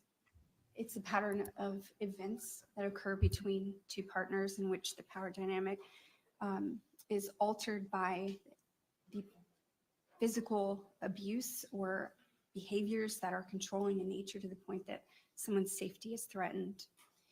It's common for victims of that to have a complex mental health condition, often including depression, anxiety, and substance abuse problems. And what might be substance abuse to cope with the problem, like numbing oneself, will sometimes result in its own diagnosis. The pattern of intimate partner violence, I think we covered in the trial, but just in summary about that, there are phases in which at first bonding of the two partners might be something positive. They've got something in common or have pleasurable time together. And then the secondary phase of that is when there is change in dynamic and some kind of traumatic event occurs, some instance of physical violence. And then there's a third phase in which it's like a honeymoon phase where they're trying to right the relationship. So in phase one, when they're having something pleasurable, the tone shifts. Phase two, there is some kind of incident. And phase three, there's a honeymoon phase. As that pertains to anxiety, I think that a person who suffers from intimate partner violence never stops experiencing that hypervigilance, waiting for the next instance of violence to occur. So even though they may look happy, they might be experiencing something positive, they've not really relaxed because their memory that could or will occur again is still in their mind. So they haven't fully stopped experiencing intimate partner violence. It's just what phase of the process they're in. Now, and Dr. Harper, it goes into more detail in your report, which I supplied to the court, which is a total of 11 pages, and I believe that's confidential documents. That's what's been marked. I don't believe it's been filed in the court file. Okay. If it has, that's something if it needs to be, it's something we can address. I have reviewed it. It does reflect confidential and privileged information on the first page. I don't believe it's been filed in the court file unless you did it. Okay. It already has been? All right, appreciate it.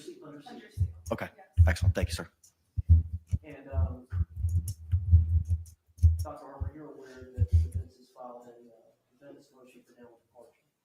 Yes. And we've listed several factors under paragraph 3, the capacity of the defendant to appreciate the criminal nature of her actions and conform with the requirements of law or substantially impaired, that she requires specialized treatment for a mental disorder that is not related to substance use or addiction, although you agree that she does suffer from alcohol use disorder.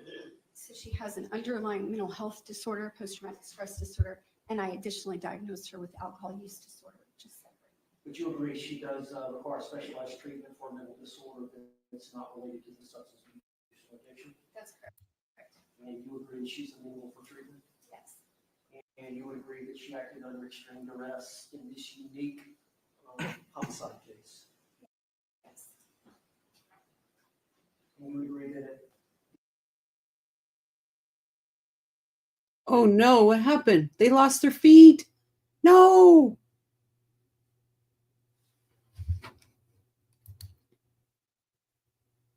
Oh no.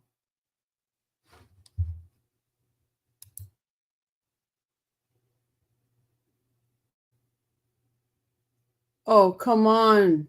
Come on. Discovery pages 1 through 413. That's correct. The crime scene photos are photos of scene taken on June 19th of 2020. Yes. Aspire Health records. Yes. And who do those pertain to? Aspire Health records are for Sarah Boone. Florida Hospital Medical Group records. Yes. And who do those records pertain to? That is also for Sarah Boone. And Aspire, is that a mental health treatment facility? It has an emergency department record, but that would be the place where she was detained under the Baker Act. And it is routine and common in the practice of forensic psychology or psychiatry to rely on the records of other such practitioners. As a source of information, sure. You reviewed the deposition of Dr. Tanya Warner. I did. You reviewed the trial testimony of Sarah Boone, Brian Boone, Dr. Michael Brannon, Dr. Tanya Werner, correct? Yes. The jury verdict form dated 10/25/24. Yes. Witness list notice of filing amended Yes. on this case. Records of Jorge Torres or George Torres involving case numbers 2019 MM 5114, a 911 call and PDF, case 2019 MM 7193, case 2019 MM 7193, Torres Public Records, case 2019 MM 7193, Torres Photos, Central Florida Primary Care Records, Advent Health Orlando Medical Records, correct? Yes. And those latter records that I just mentioned, those for Mr. Torres and Ms. Boone, correct? That's right. Then you reviewed Sarah Boone written correspondence, Sarah's listing of domestic violence incidents, Sarah's writings regarding missing days of work and Baker Act, and a 74-page life story. That's right. And then case 2018 CF 10573, public records and photos, Yes. and a telephone interview with Melissa Sexton, the property manager, which you conducted on October 1st, 2024. Yes. And a telephonic interview with Philip Paulson, the defendant's brother, on November 26, 2024. Yes. Where has Ms. Boone been housed and living since February of 2020? At the Orange County Jail. And does the Orange County Jail provide mental health services to inmates? It does. And you already testified you would routinely, as a forensic psychologist, review records kept of psychological or psychiatric treatment of a patient or a client, correct? Yes. In this particular case, have you reviewed any mental health records generated by the Orange County Jail for Ms. Boone? No, I have not had the opportunity to do that. So for the last 58 months or so, if she was being seen by the mental health treatment staff at the jail, you have not reviewed those records. That's correct. And they are overseen at the jail, in the Orange County Jail, by a psychiatrist. Are you aware or not? If the person's level of mental health intervention deems them eligible for psychiatry, then they will. And any diagnosis or lack of diagnosis that they have had during the course of the last 58 months, you are unaware of because you did not review the records. That's right. I don't have any other questions. Any redirect examination? No, Judge. All right, thank you. One question. Dr. Harper, I didn't ask you to review those records, did I? No. Thank you. Judge, I believe you said it at the very beginning that I had submitted several letters on behalf of Ms. Boone, and she didn't hear that, but I wanted her to be made aware. Yes, ma'am. And that you don't actually read those letters into the record, but you did read them. I have reviewed them. They're in my binder here. How many do I have? Yes. Give me a second. Are you kidding I me? have. She just wants to show that she's got more witnesses than the family. That's I have disgusting. 6 handwritten letters. First one is 1 page. Second one is 2 pages. Third one is 1 page. Fourth one is 2 pages. Fifth one is 2 pages. Sixth one is 2 pages. I have a typed letter from Diane Smith, the assistant chaplain.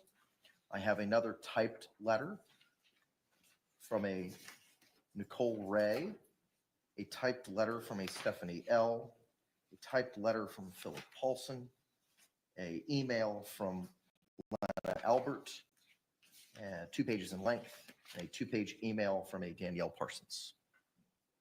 Thank you. Yes, sir. Judge, I would like to call Sarah Boone. You may proceed. Oh, fuck. Yes, please.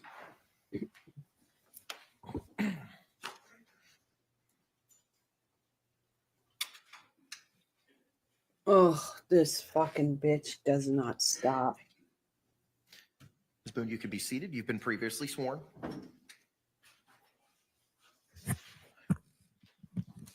You may inquire, sir. For the record, just state your name again. Sarah Boone. All right. Now, this is unlike a trial, so you're allowed to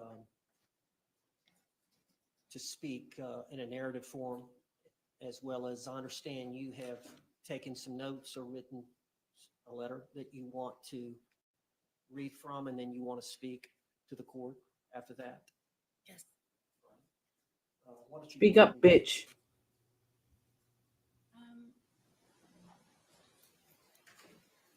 This is actually an edited version of.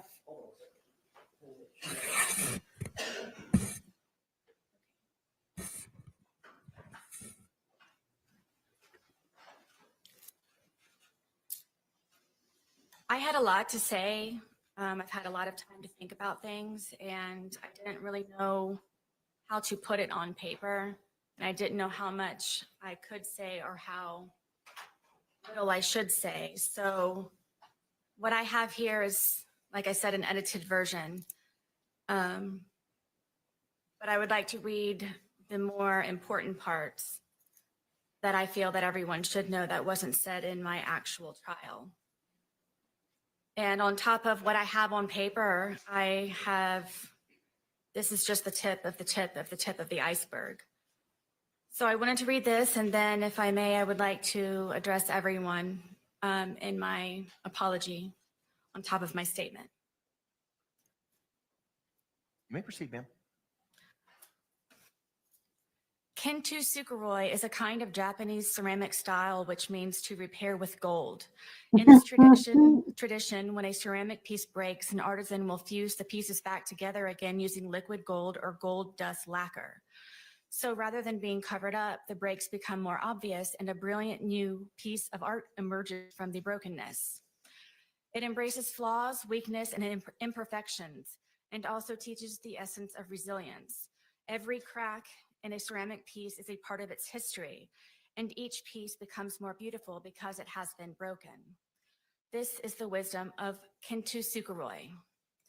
In my wisdom and with all of my repairs, then, now, and ongoing, God is, has been, and will always be my artisan. All of my gold is forgiveness. This has held me together, made me shine brighter, and overcome the damage caused by George Torres, the Torres family, the justice system, Orange County Corrections Department, social media, scoundrel detectives, infamy, defamation, ongoing constitutional rights violations, second-degree murder, forced into being pro se. Just as gold is very precious, forgiveness is invaluable. Forgiveness is not an attempt to change or forget who, what, or how you've lived through to be so gold, but an act of grace, humility, and considerable self-compassion to be set free from sorrow. Withholding forgiveness denies your brilliance and adds even greater grief and deeper heartache, irreparable cracks on top of the already that no one deserves, no matter the pain or disappointment, untruths or injustice. It doesn't matter. As the more broken you are, even though now different than before, you've become more outstanding and more extraordinary. Above all, when you let go of blame, misunderstandings, excuses, give up your anger and cease from resentment, this is forgiven. And when you forgive, you heal. And when you heal, you move forward. My goal begins with George Torres, and every time he slapped me, kicked, punched, spit on, raped, stabbed, choked, laughed at, pushed, pulled, dragged, whipped, tripped, stole from, lied, terrorized, threatened, humiliated, forced, degraded, made me cry. Every time he tried to end me, defeat, or destroy. I forgive George for beating me Fuck you. For trying to sleep because I had to go to work or my son's field trip the next day. For ruining my deceased family's heirlooms, traditions, and keepsakes, my son's furniture, destroying the television we watched together. For wrecking our townhome by breaking windows, punching holes in the walls and doors, ramming his entire body into glass doors, kicking in my front and back door over and over and over. For breaking or removing the locks from all of the doors and sometimes the knobs altogether, so I had nowhere to feel safe, including the sacred space of my son's room where he beat me bloody on his bed.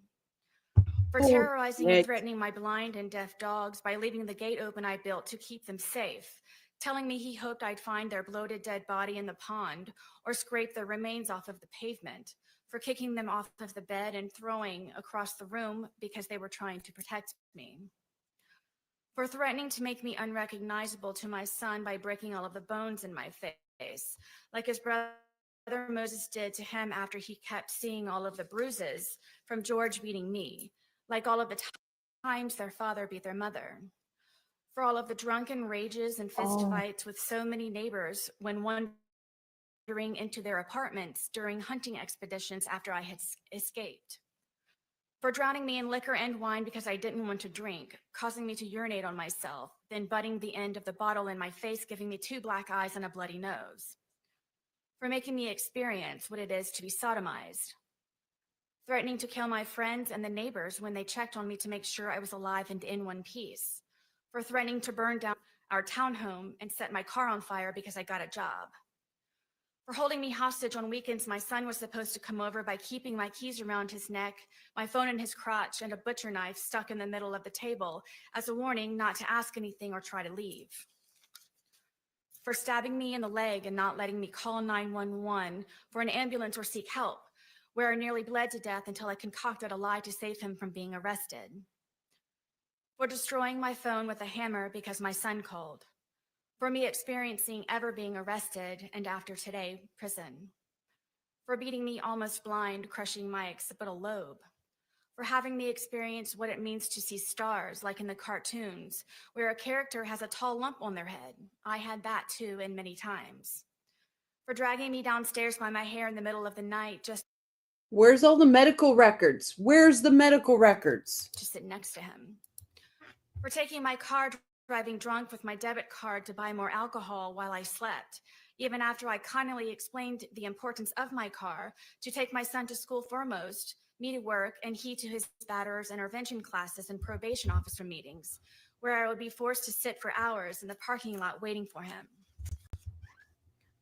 for causing me so much trauma and pain mentally, physically, emotionally. I had to be hospitalized more than once, Come here, Bubba. for destroying my reputation and integrity, for my M for murderer scarlet letter, not letting me feel safe to live, talk to other people, spend time with my son, have a job, friendships, simply go to the bathroom with the door closed, or go to sleep soundly or comfortably. I forgive George for lying, for him trying in so many ways, so many times, to end me with his terrifying love. I also forgive the Torres family, his mother and father foremost, Oh, also his 2 fuck. ex-wives and daughters, knowing who George was capable of and has done in the past, his history of violence and where he learned it, then to keep turning a blind eye when I would ask for help. All of his siblings, including Pharrell Torres, who is now on his way to prison for stabbing the mother of their baby in the side of her head. For everyone who knew what George was doing to me, sometimes how and when, but allowed and enabled. I forgive them for caring too late. I hope they all ask themselves while quiet and comfortable in bed at night the uneasy question, what could I have done to stop this from happening to both of them? And after all the times Sarah tried to, by asking for help from all of us and so many times. Another great contributor of my gold is social media, with its greed, insensitivity, deception, obvious exploitation, and advantageous gain from my criminal case as a whole, and for sentencing me by anticipation as a result of ignorance and hate, conjured and fabricated by the organized crime that is social media, which condemned me in the court of global public opinion since the beginning. My family law case is the new prey waiting to be picked apart and pillaged from being made infamous by social media in my criminal case. It simply seems I cannot forgive and be forgiven and move forward. Social media has made me a pariah. It has caused great oppression and undeniable disadvantages, especially by broadcasting and manipulating my cases online. In my criminal case, as a result, my opportunities to be given a fair, proper, and uninfluenced successful conclusion was heavily depleted and poisoned. I forgive them. Also, all of the media tycoons for not having a life of their own, trying so desperately to make themselves seem so right by making me appear so wrong. Forgiveness for prejudgment, ridiculous theatrics, lies, making and taking blood money from my and others' misfortunes, accidents, and catastrophes. It's all over their hands and their keyboards. And even after all that's been said and done, theorized, hypothesized, scrutinized, and blasphemed, in my case, still no one knows me. In the end, I forgive myself for not choosing my life sooner, for not being more brave, vigilant, bolder, and outspoken, stronger, mentally, physically, emotionally, and spiritually, for being hopeless, desperate, simple-minded, weak, and inexperienced. I forgive myself for not realizing I was enduring a life of domestic violence and that the vicious cycle of never ends. I had nothing to compare to. I've never been hit by a man ever before in my life. I was raised hitting a woman was wrong and should never happen. No excuse. I forgive myself for not escaping permanently, for not fighting back sooner to save myself, my son, my dogs, home, and car. Having 20/20 hindsight, thinking of everything I could have done differently or better to avoid the outcome. I think about this every day since. Also, of all the good days we had together, for him at least, while I was constantly in hyperdrive, high alert, and paranoid, making sure I did everything right all the time. If not, the great possibility I would be ended as George threatened me with so many times before.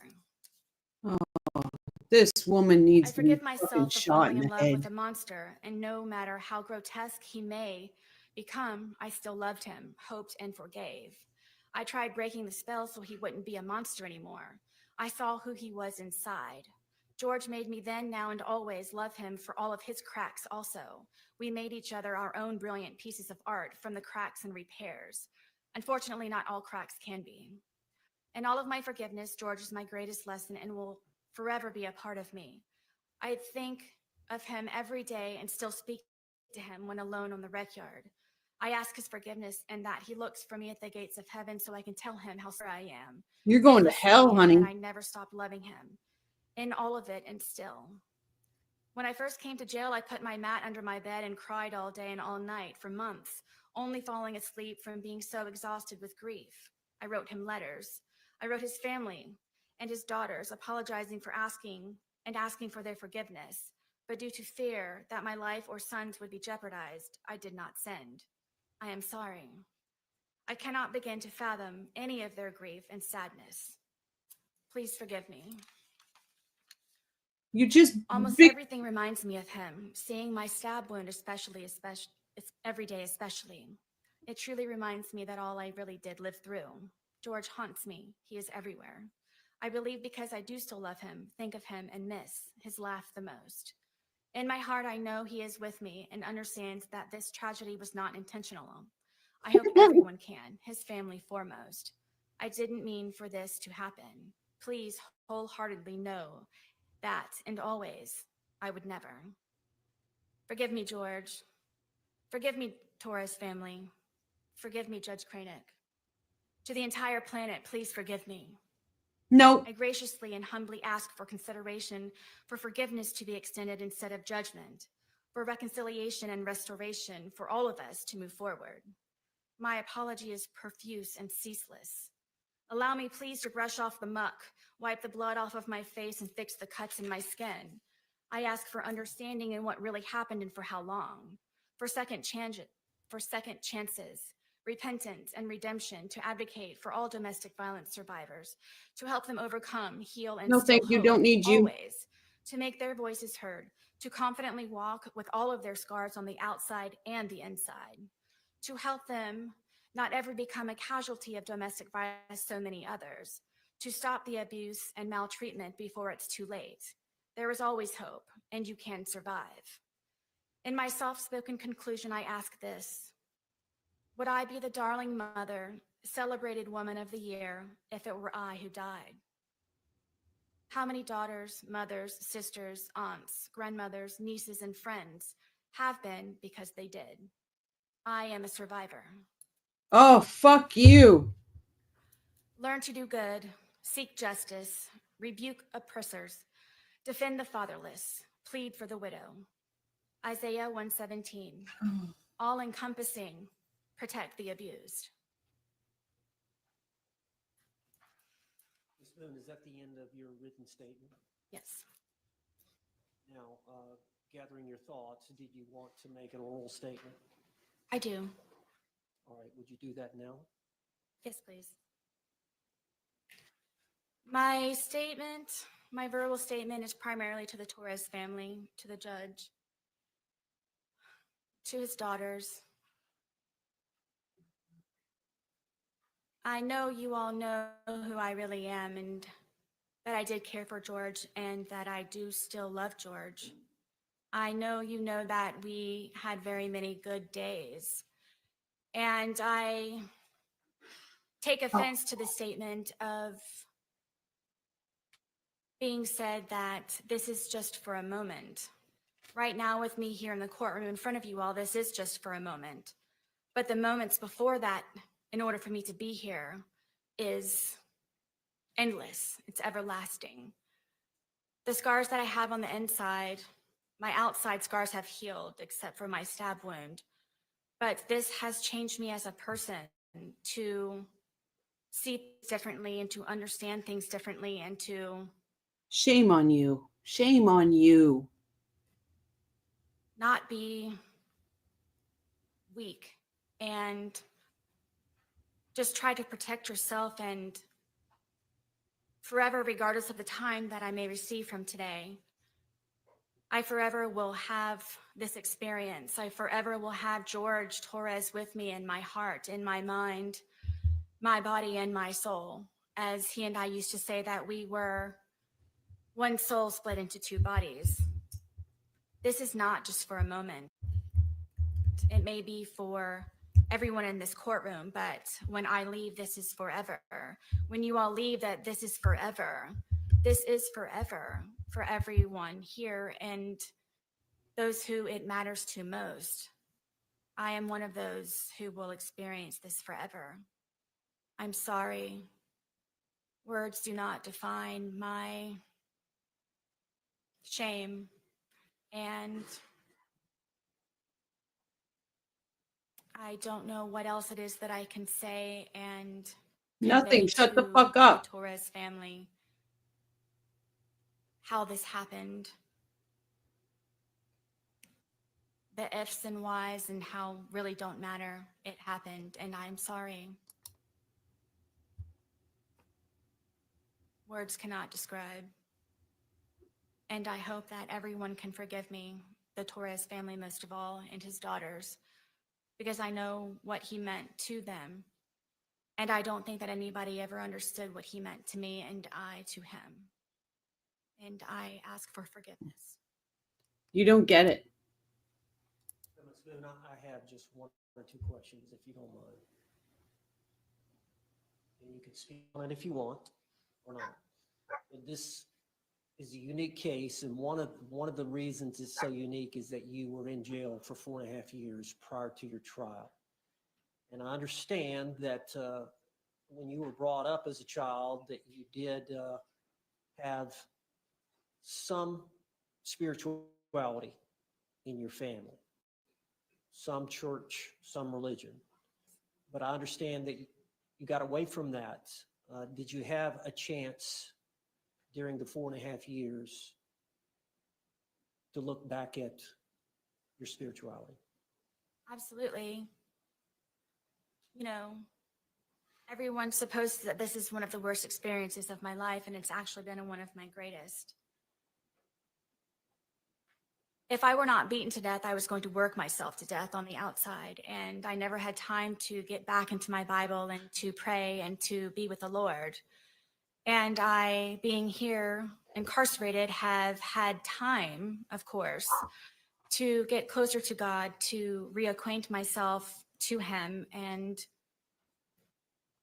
realize what it's all about. This is all temporary. And when I say temporary, I don't mean by being set free in jail or from prison or wherever else. It means being set free and temporary, meaning that you work for something higher, you work for God, that you strive for your crown to be placed upon your head by Jesus Christ by being said, "You have done well, my good and faithful servant." Oh, fuck. I've always tried to be a good and faithful servant.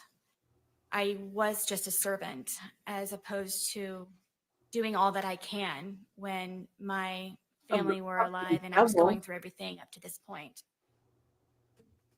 I've become so much more closer to the Lord, and it's made me such a better person. And I hope that I am an example going forward of the Lord's I light feel like you're and can draw many people to me because of it. Any follow-up, State? No, I assume that was the final word. Thank you.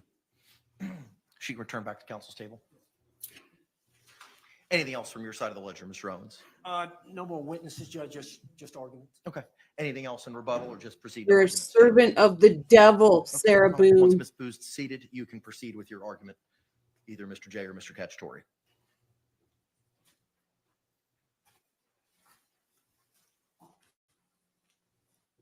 You may proceed, sir.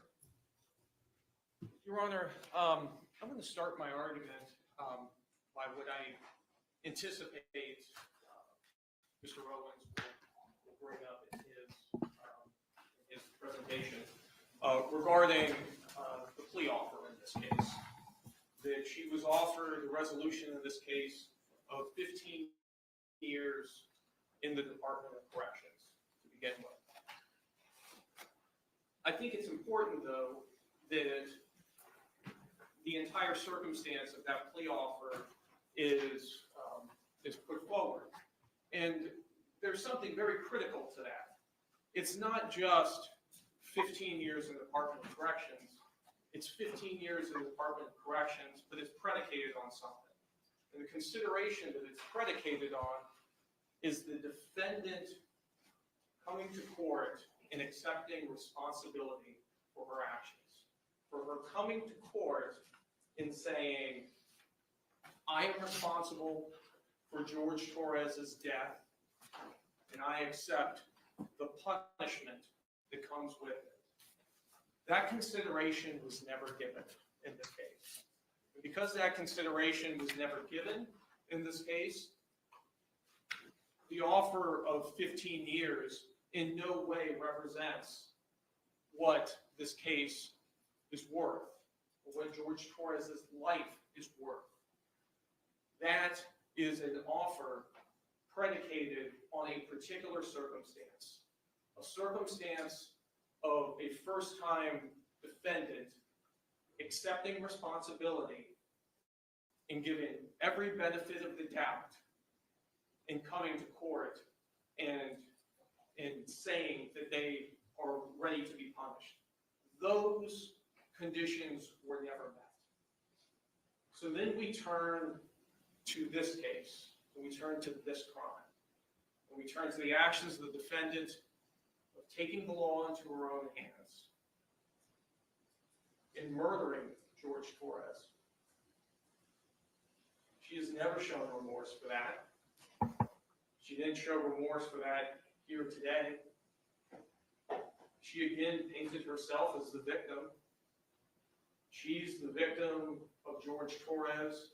She recounted the litany of evil deeds and mistreatments that he perpetrated upon her.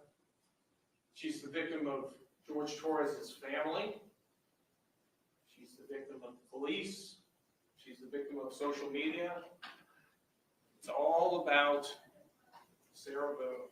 Everything's about Sarah Boone, about how she is the victim. But Sarah Boone sentenced every one of George Torres' loved ones to a life sentence.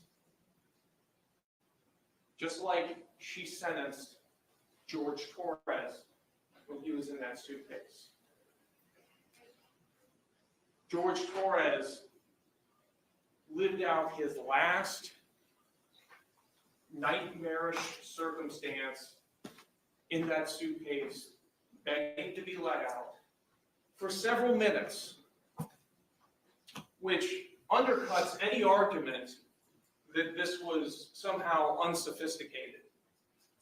There was ample time and opportunity over and over for her to do something different, but she went forward with taking the law into her own hands and ensuring that George Torres was never getting out of there, while she went up to bed and went to sleep for hours on end. She can't say that she was in duress for the same reason. She was in such duress of George Torres that she goes upstairs and goes to sleep for 11 hours. Your Honor, there's been nothing from the testimony of Dr. Harper either that establishes any type of diagnosis that would give this court a basis to downward depart. Dr. Harper has put blinders on to the fact that she has been incarcerated for 58 months.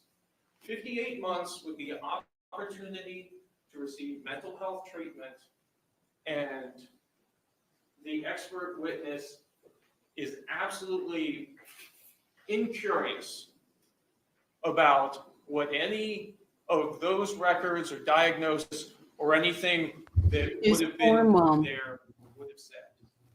There is no valid basis for a downward departure in this case. She deserves a life sentence. Thank you. Ms. Rome's response?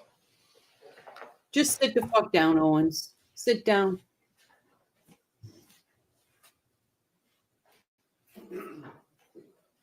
Just granted. First off, I want to thank you for taking the time to hear our side, hear the witnesses, and review the letters on Sarah Boone's behalf.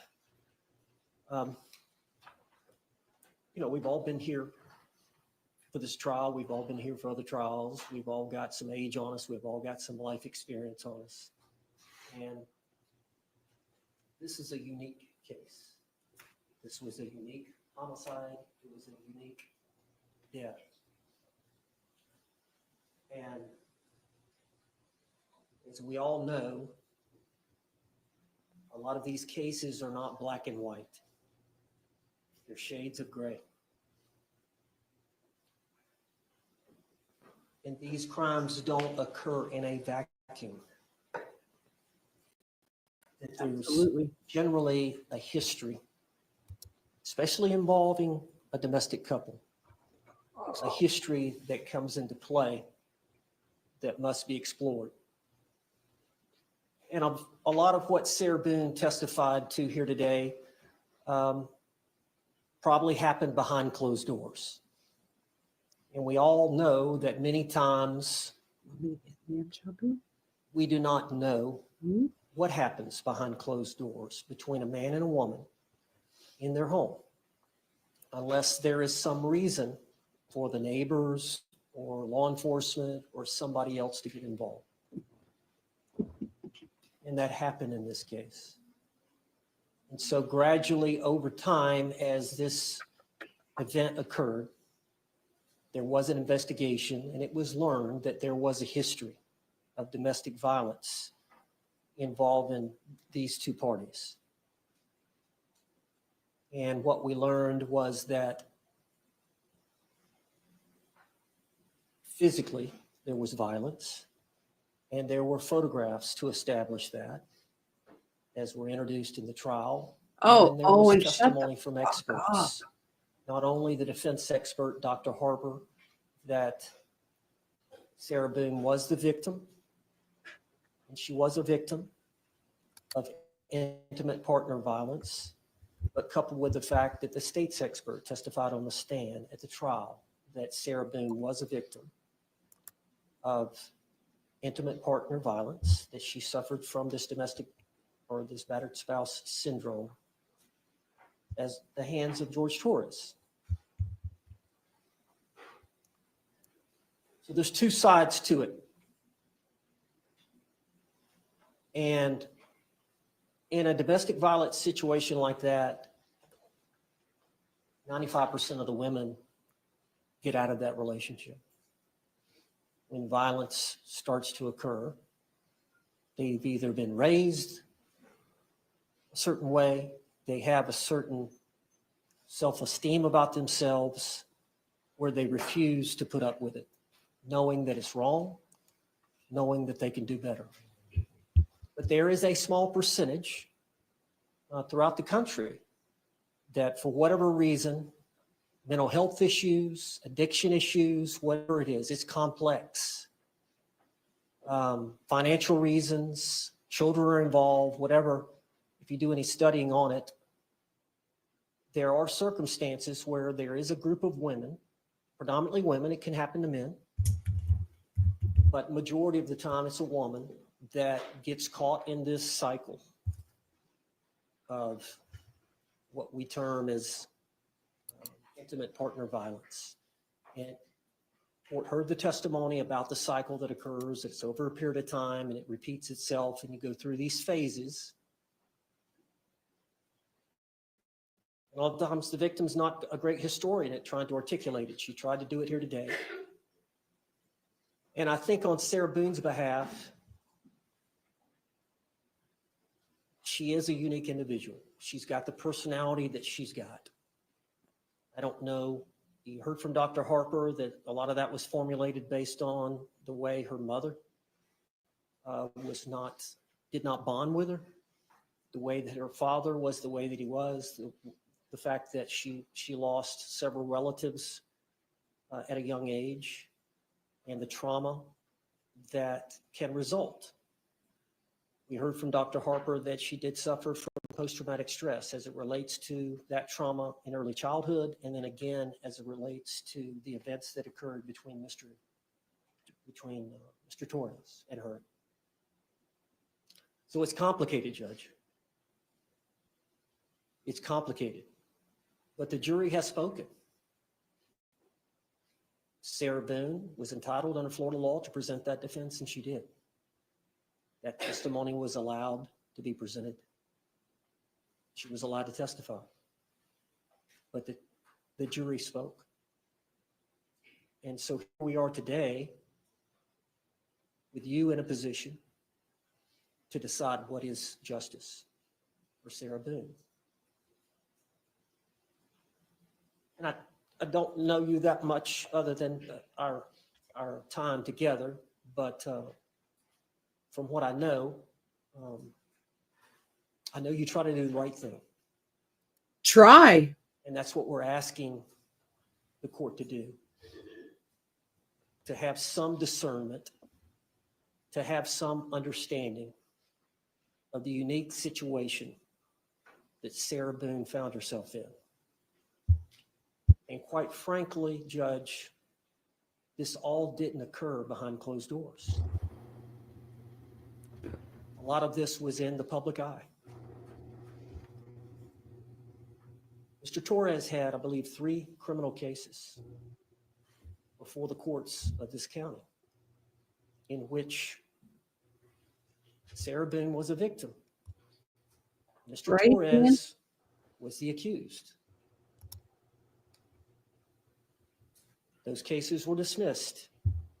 We know from the history of this domestic violence field that that's normal, that Sarah Boone every time either tried to bond him out or tried to get the case dismissed. At some point, somebody has to stop. Somebody has to say, wait, what's going on here? This keeps repeating. It's going to get worse. Something's going to happen. The system failed, Sarah Boone. Oh my God. I'd ask for you to consider that. The circumstances surrounding that failure and what led us here today.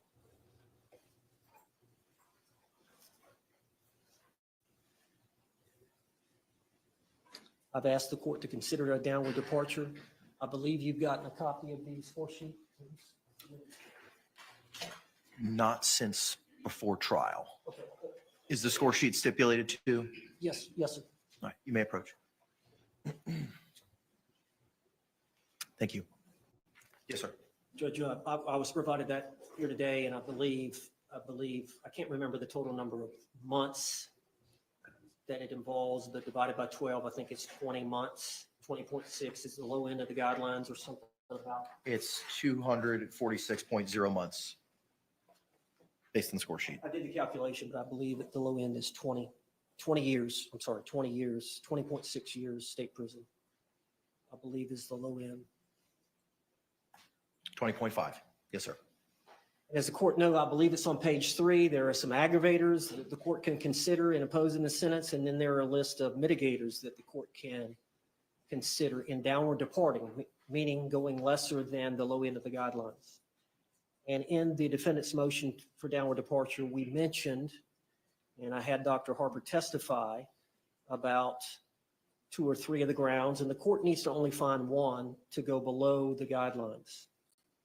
The capacity of the defendant to appreciate the criminal nature of her actions and to conform said actions to the requirements of the law were substantially impaired. Judge, I don't have to reiterate the facts and circumstances surrounding this event. You were here, you heard the testimony, you heard the circumstances surrounding what happened and how it happened. I would ask that you consider that as a mitigator. 2D, the defendant requires specialized treatment for a mental disorder that is not related to substance abuse or addiction and is amenable to treatment. I think it's fair to say here that we know that Sarah suffers from some mental health issues, objective mental health issues that have been opined by Dr. Harper and Dr. Werner. And you heard Dr. Harper testify about the borderline post-traumatic stress disorder that she suffers from as it relates to this event, as it relates to her trauma that occurred in childhood.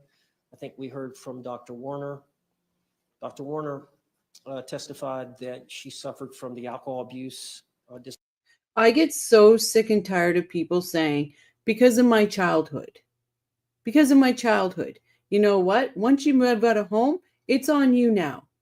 You have the right to be a good person or not be a good person. Disorder, as did Dr. Harper, but Dr. Werner also mentioned that she was not for sure about the anxiety disorder, whether it occurred prior to or because she was in the jail for the 4.5 years. However, she does require specialized treatment for the mental disorder, and she is amenable for treatment. And then third, the defendant acted under extreme duress, I think based on Sarah Boone's mindset as she testified to her today, and then you heard from the experts at the trial that when you get that anxious about what happens, Sarah testified about they would have good days where there would be no drinking or very little drinking, and then there would be other days where there was heavy drinking, and generally when George Torres got highly intoxicated is when potentially things could get violent, and that she was constantly anxious about each day that she was with him. She loved him, obviously being in a cycle like that where you love someone but can't leave them. For whatever reason, George Torres couldn't leave Sarah Boone, and Sarah Boone couldn't leave George Torres, and it was a vicious cycle. Because she kept bringing him back. We believe that she qualifies under that it was under extreme duress at the time of this event. And lastly, the defense was committed in an unsophisticated manner, which was an isolated incident. Now, isolated, we know, Judge, that she had one prior event in which both of them were arrested. You heard her testimony that it was during an event. They ended up downstairs next to the washer and dryer, and that she was on the bottom, and she had used her hands to try to get him off, and she had tried to choke him, and there were some marks on him, and she was arrested for domestic, I think felony domestic violence battery, as well as he was arrested. I think a few days later, both of those charges were dismissed against either party. But she has no criminal conviction record. She has never been convicted of a crime other than that event. Now, I think that can be distinguished. So we believe that it was an unsophisticated manner. Obviously, the uniqueness of this event is unsophisticated. Anybody that would calculate that they were going to murder somebody by putting them in a suitcase and let them spend the night, and the next morning, not try to dispose of the body, not try to put the suitcase in a car and go dump the body, not try to dispose of the bat, do something. She did nothing. Because she thought she was smarter than the law. Attempts to tamper with evidence. No attempts after the fact to uncover any conduct whatsoever. No attempts to delete the videos from her phone. Here's my phone. Voluntarily given that information. I think that goes to the unsophisticated manner and unintentional death that occurred.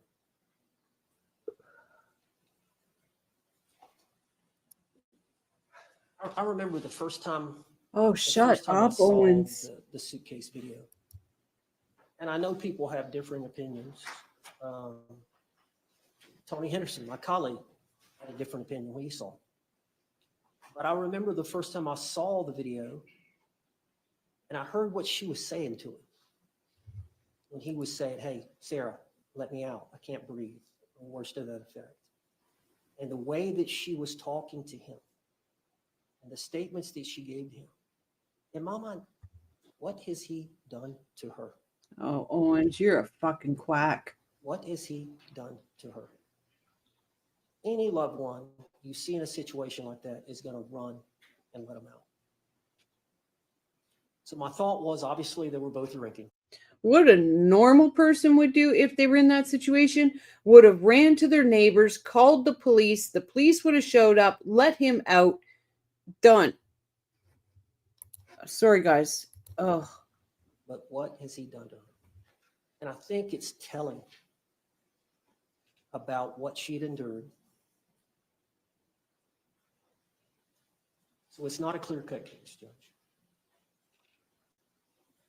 It's not black and white. sure is. There is some gray. And it's up to you to decide what's appropriate based on the courts, based on the jury's decision. But I would ask you to temper whatever justice that you think is appropriate with some mercy, and consider the fact that the state was willing to offer 15 years on a manslaughter as a lesser included offense based on the facts and circumstances that they were aware of prior to this trial. Thank you. Thank you. Any rebuttal by the state? Bravo. Court has had the opportunity to review the evidence and testimony that was presented at trial. The victim impact statements presented here today, the statements of character witnesses, both orally and in writing, Dr. Harper's report and testimony, the defendant's testimony, pre-sentencing investigation, the arguments of the state and the arguments of the defense. Court pronounces sentence as follows. Ms. Boone, court sentences you to life in the Department of Corrections with credit time served that Madam Clerk will provide to you momentarily. There are also court costs and costs of prosecution, which Madam Clerk will give you the totals of momentarily. Due to the court levying a life sentence, the court is inclined to liquidate those to a civil judgment unless I hear opposition from the state. No opposition, Your Honor. All right. Madam Clerk, if you could please give us the credit time served and the court cost, please. 4 years, 9 months, and 8 days, and the court costs are $418, a state prosecution fee of $100, a jerk fee of $50, and a fee of, Right. so the total would be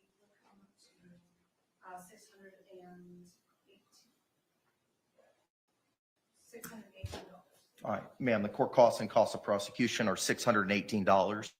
Those will be liquidated to a civil judgment. You will be given credit time served of 4 years, 9 months, and 8 days. You will have 30 days from today to appeal the judgment and sentence in writing. If you cannot afford an attorney, one will be provided to you. I'm going to have the courtroom deputy provide you the paperwork. Because you've been incarcerated for the last 58 some odd months, the court is going to declare that you are indigent in this matter. I cannot appoint the public defender to represent you as they are conflicted out. Similarly, I cannot appoint the Regional Conflict Counsel to represent you for the same reasons. The clerk will appoint an attorney from the conflict wheel who specializes in appellate litigation. And again, you'll have 30 days from today to appeal that judgment and sentence in writing. Do you have any questions for me? You will now be remanded into the custody of the Orange County Jail to transfer you to the Department of Corrections, and I wish you the best of luck.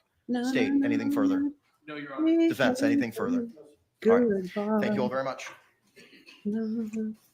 Court's off the record. Okay. Court's off the record. So what is, he didn't say.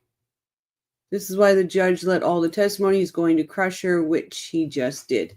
Life in Florida, does not life mean life in Florida? He didn't say parole or no chance of parole.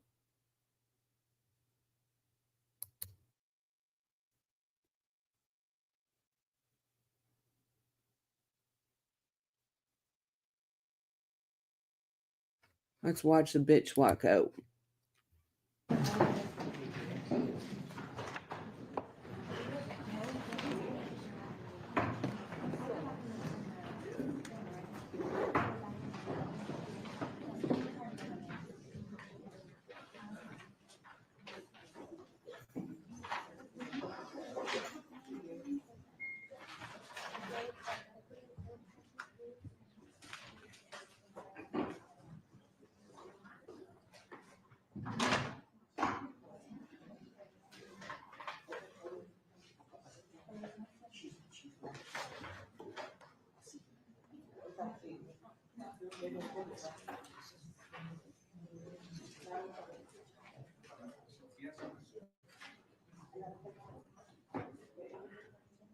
That was the most disgusting thing she ever did. I can't believe she's blamed everything on the Torres family, George.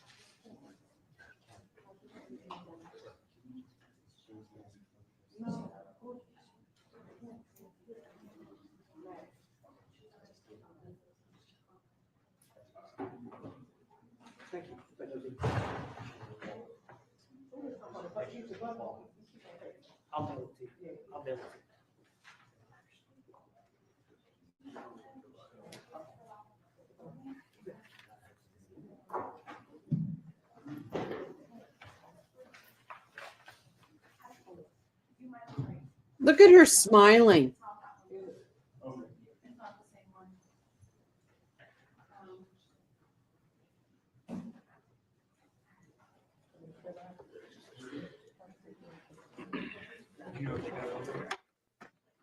She's on her way. Okay. Can you go give me a heads up when they get her here? Yeah, I got you. I gotta go down and see her real quick. All right.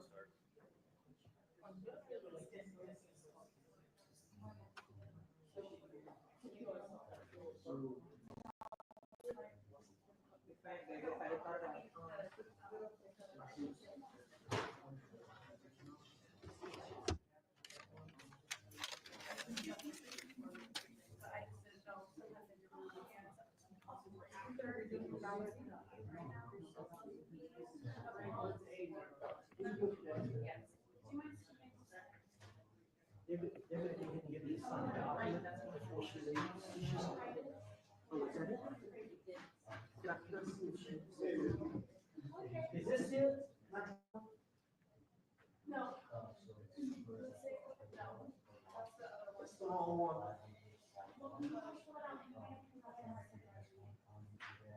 Just hold on. All you gotta do is sign. I'll help you. I'm shocked Kranick didn't give her an extra year for every letter she wrote to him.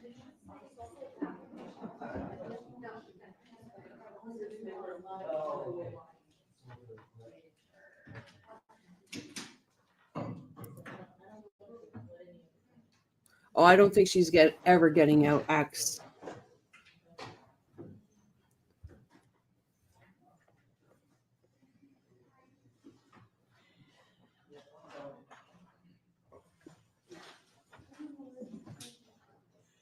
Thank you, Long Crime, for not cutting the feed.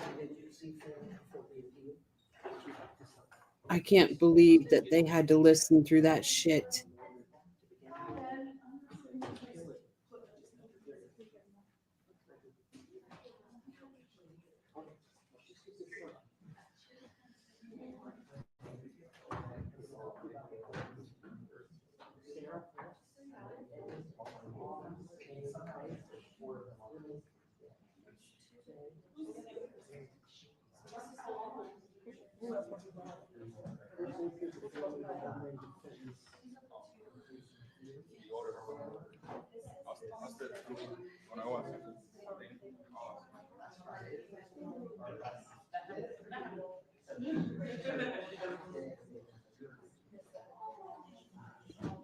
Kranick got the last word, Sarah.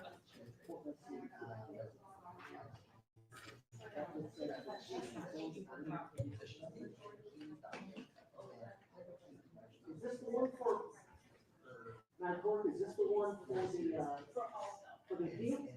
Yeah. Okay. Yeah. She's signing it now for you. Perfect, thank you. Yeah, we'll file it, and then we already ordered to appoint another attorney. Okay.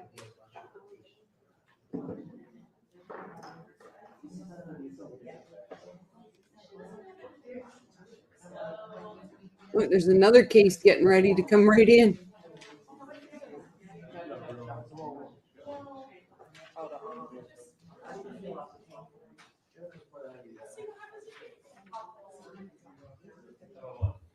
I can give you the.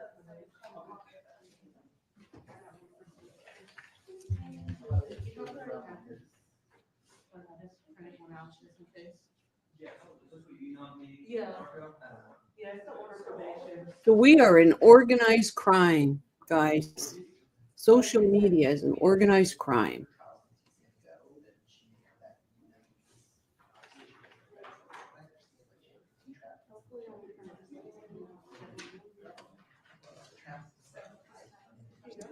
She's thinking about her pen pal and how much she's going to get sent to her in prison. That's disgusting. That woman needs to be on blast too.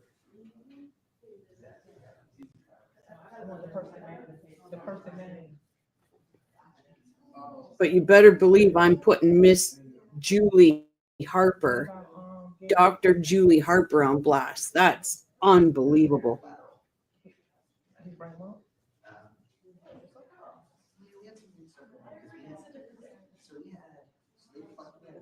Sarah's holding up another case.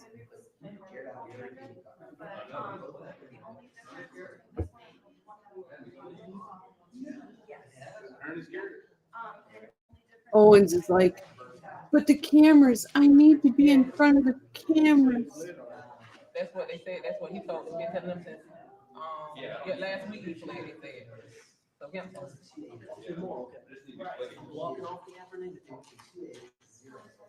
That's the female. Yeah. Not here yet. I'll check when I take her.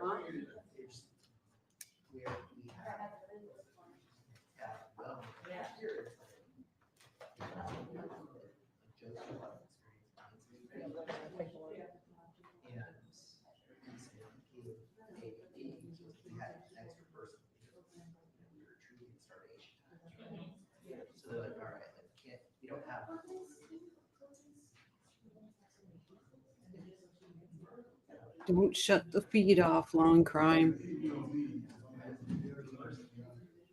Let the organized social media crime see her walk out.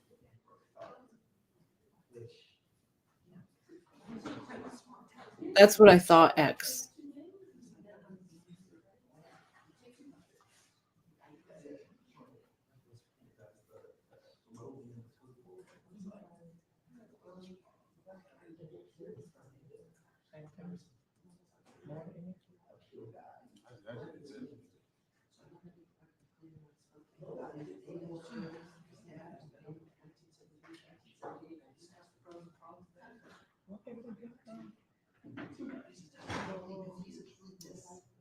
I agree, Jane. Horribly poor taste. I'm going to say this. I'm just going to mute this. I'm going to say this. She had a pen pal writing her in jail. That pen pal became somebody that gave a victim impact statement on her behalf. Just going to say this out here, guys. If somebody was dumb enough to ask me to give a certain person a victim impact statement on their behalf, I'd say yes. But guess what I would do? I would be like, let her rot. That's what I would do. I would be the voice for the organized crime, formerly known as social media.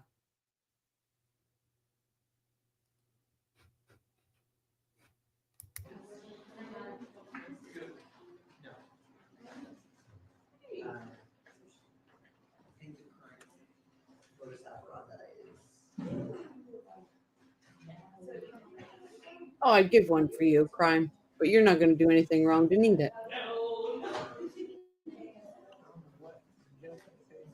I'd just be the voice of the social media. Say what we all want to say. When's she going to leave?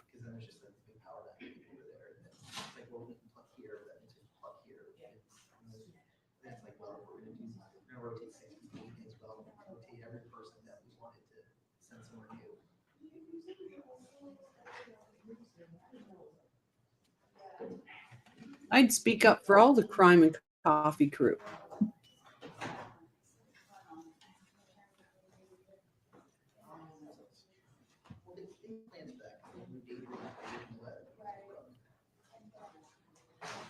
Wonder what prison she's going to go to.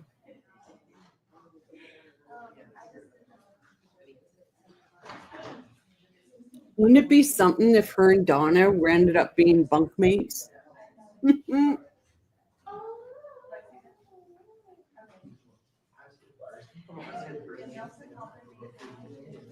Bye.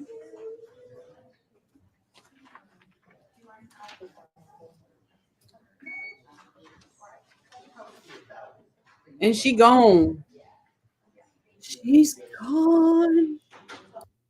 Yay.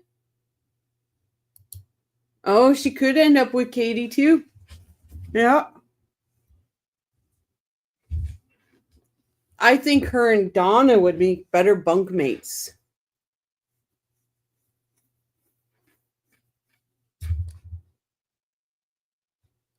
Owens is late for the door. Yep. Oh my God, I did not. I expected Sarah Boone to say something.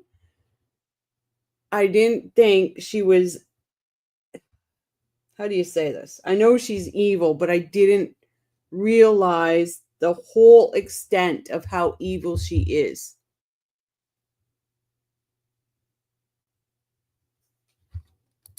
Yeah, he's a little bit of a pussy. I'm sorry, guys. I'm just saying it as it is right now because those impact statements from Sarah Boone and the freaking flying monkeys just done me in. I would hope that pen pal is actually one of my subscribers. Because if you're one of my subscribers, you are a fucking bitch. Let's just call it as it is.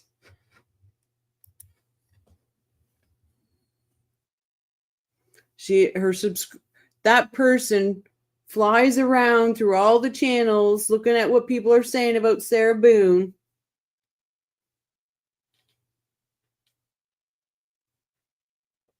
No, you're right, X. The judge didn't buy them. The judge already had his mind made up. Guaranteed. Guaranteed. But if he was leaning to less than that, Sarah Boone's own words got her life. Oh, so am I. Absolutely. So happy with the sentence. Me too.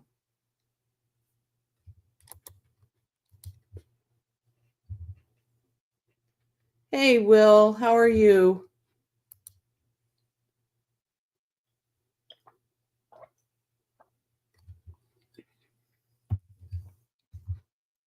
Yeah, Jane, I'll be back on at 8. I'm going to review the wedding night horror trial.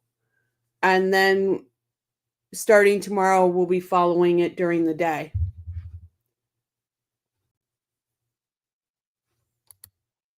Sorry about my outburst, Will. It's a little worrisome, though, because he didn't say without parole. Rochelle, do you think that is going to make a difference? No. So, Leah, life in Florida is life. There's no chance of parole. No, that won't matter.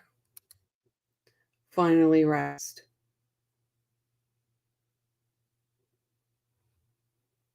And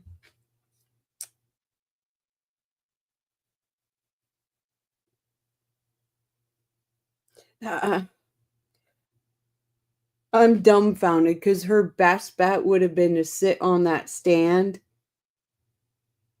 and just say, I know what I did was wrong. And leave it at that and apologize. But no, she's got to invoke Japanese culture, God, being a victim. She's a survivor. Oh, and the social media crime family. We're a crime family now, guys.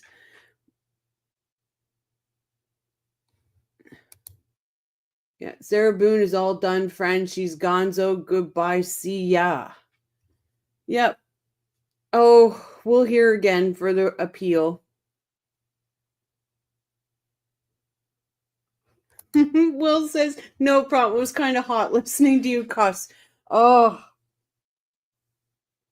it just sets you off because his family had to sit there and listen to her. And if it was me and I was his family, the minute she started speaking, I would have left the courtroom.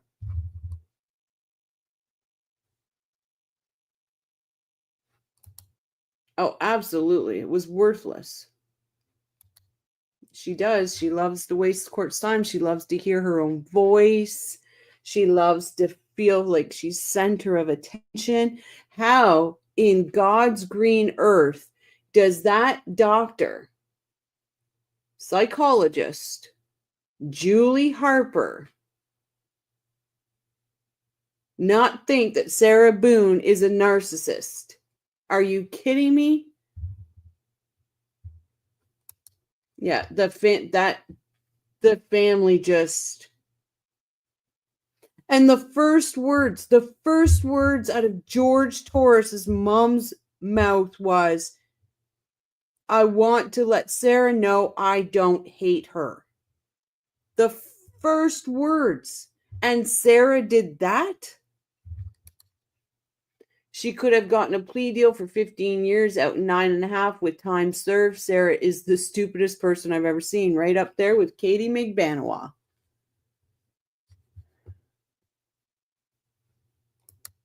I think it did. I think she thought that, Leah. Finally, a good day for justice.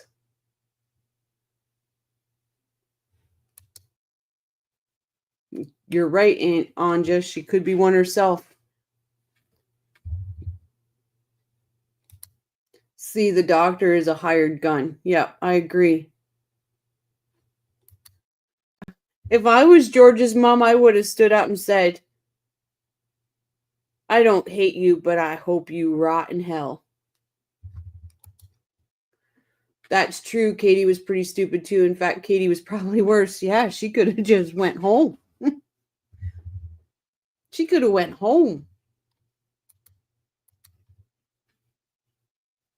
Oh, I've never seen something so disgusting in my life. Oh, that is just so gross. I can't believe that. The doctors got me.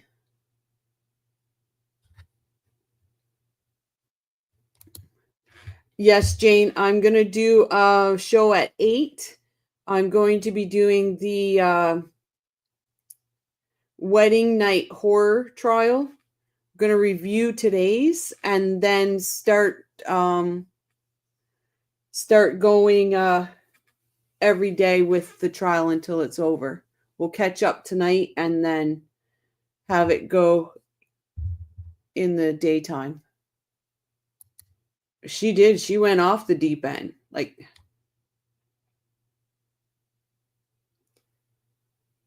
in her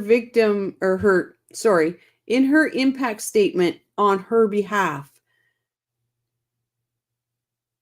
she laid all the blame at the Torres family's feet. And then she said social media crime organization has her blood on their monitors and keyboards. She is a whack job.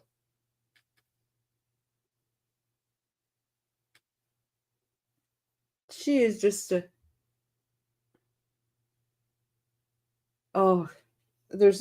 I can't even, guys, I can't even understand why in her brain she thought that was, well, because she's a narcissist, doctor. She's a narcissist. That speech alone proves it.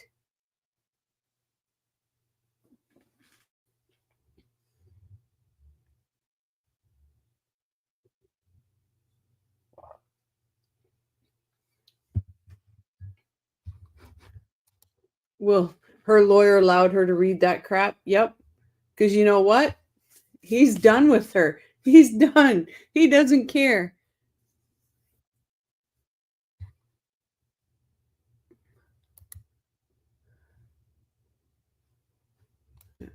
Oh, it was off the chart. It was absurd, ridiculous, not human. Like she used the word monster. I almost wanted to say, does somebody have a mirror? Put it in front of her. She'll see who the monster is. I'm not saying George Torres was a perfect human being. I wouldn't say that at all. But do I think he was the aggressor? Hell no. Nope. Rewatching Booze's statement now. You're a glutton for punishment, my friend.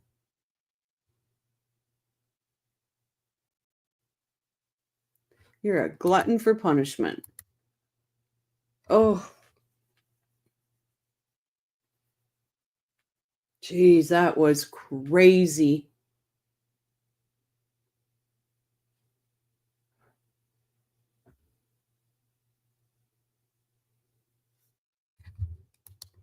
I agree, Will. I agree. And I totally 100% believe that every argument or whatever was started by Sarah, physically started by Sarah, but Sarah was the one to call the police. So guess what? The first one that calls the police, it's the other person's fault. That's the way it is here.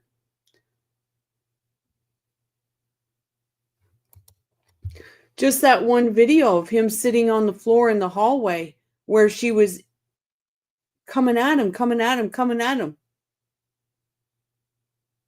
Well, what happens to a caged animal when you're constantly coming at them? I think George was the one permanently abused. He may have done something to her, but she was the aggressor. No doubt in my mind. I agree, X. I absolutely agree. Oh, her mom did. Unfortunately, you could see it on her poor face. I was just shocked that one of them didn't say, sentence the blue-eyed devil or the blue-eyed dragon. But, all right, my friends, I am going to get off of here and I will be back on at 8 o'clock and we will check in on that new trial.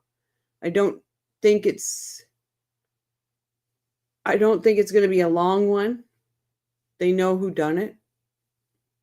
Just why she's not pleading guilty. Thank you so much, X. Ian, Godspeed with you rewatching that Looney Tunes statement again. Oh. All right, everyone. Thank you so much for joining me on short notice and watching hopefully what will be the last of Sarah Boone.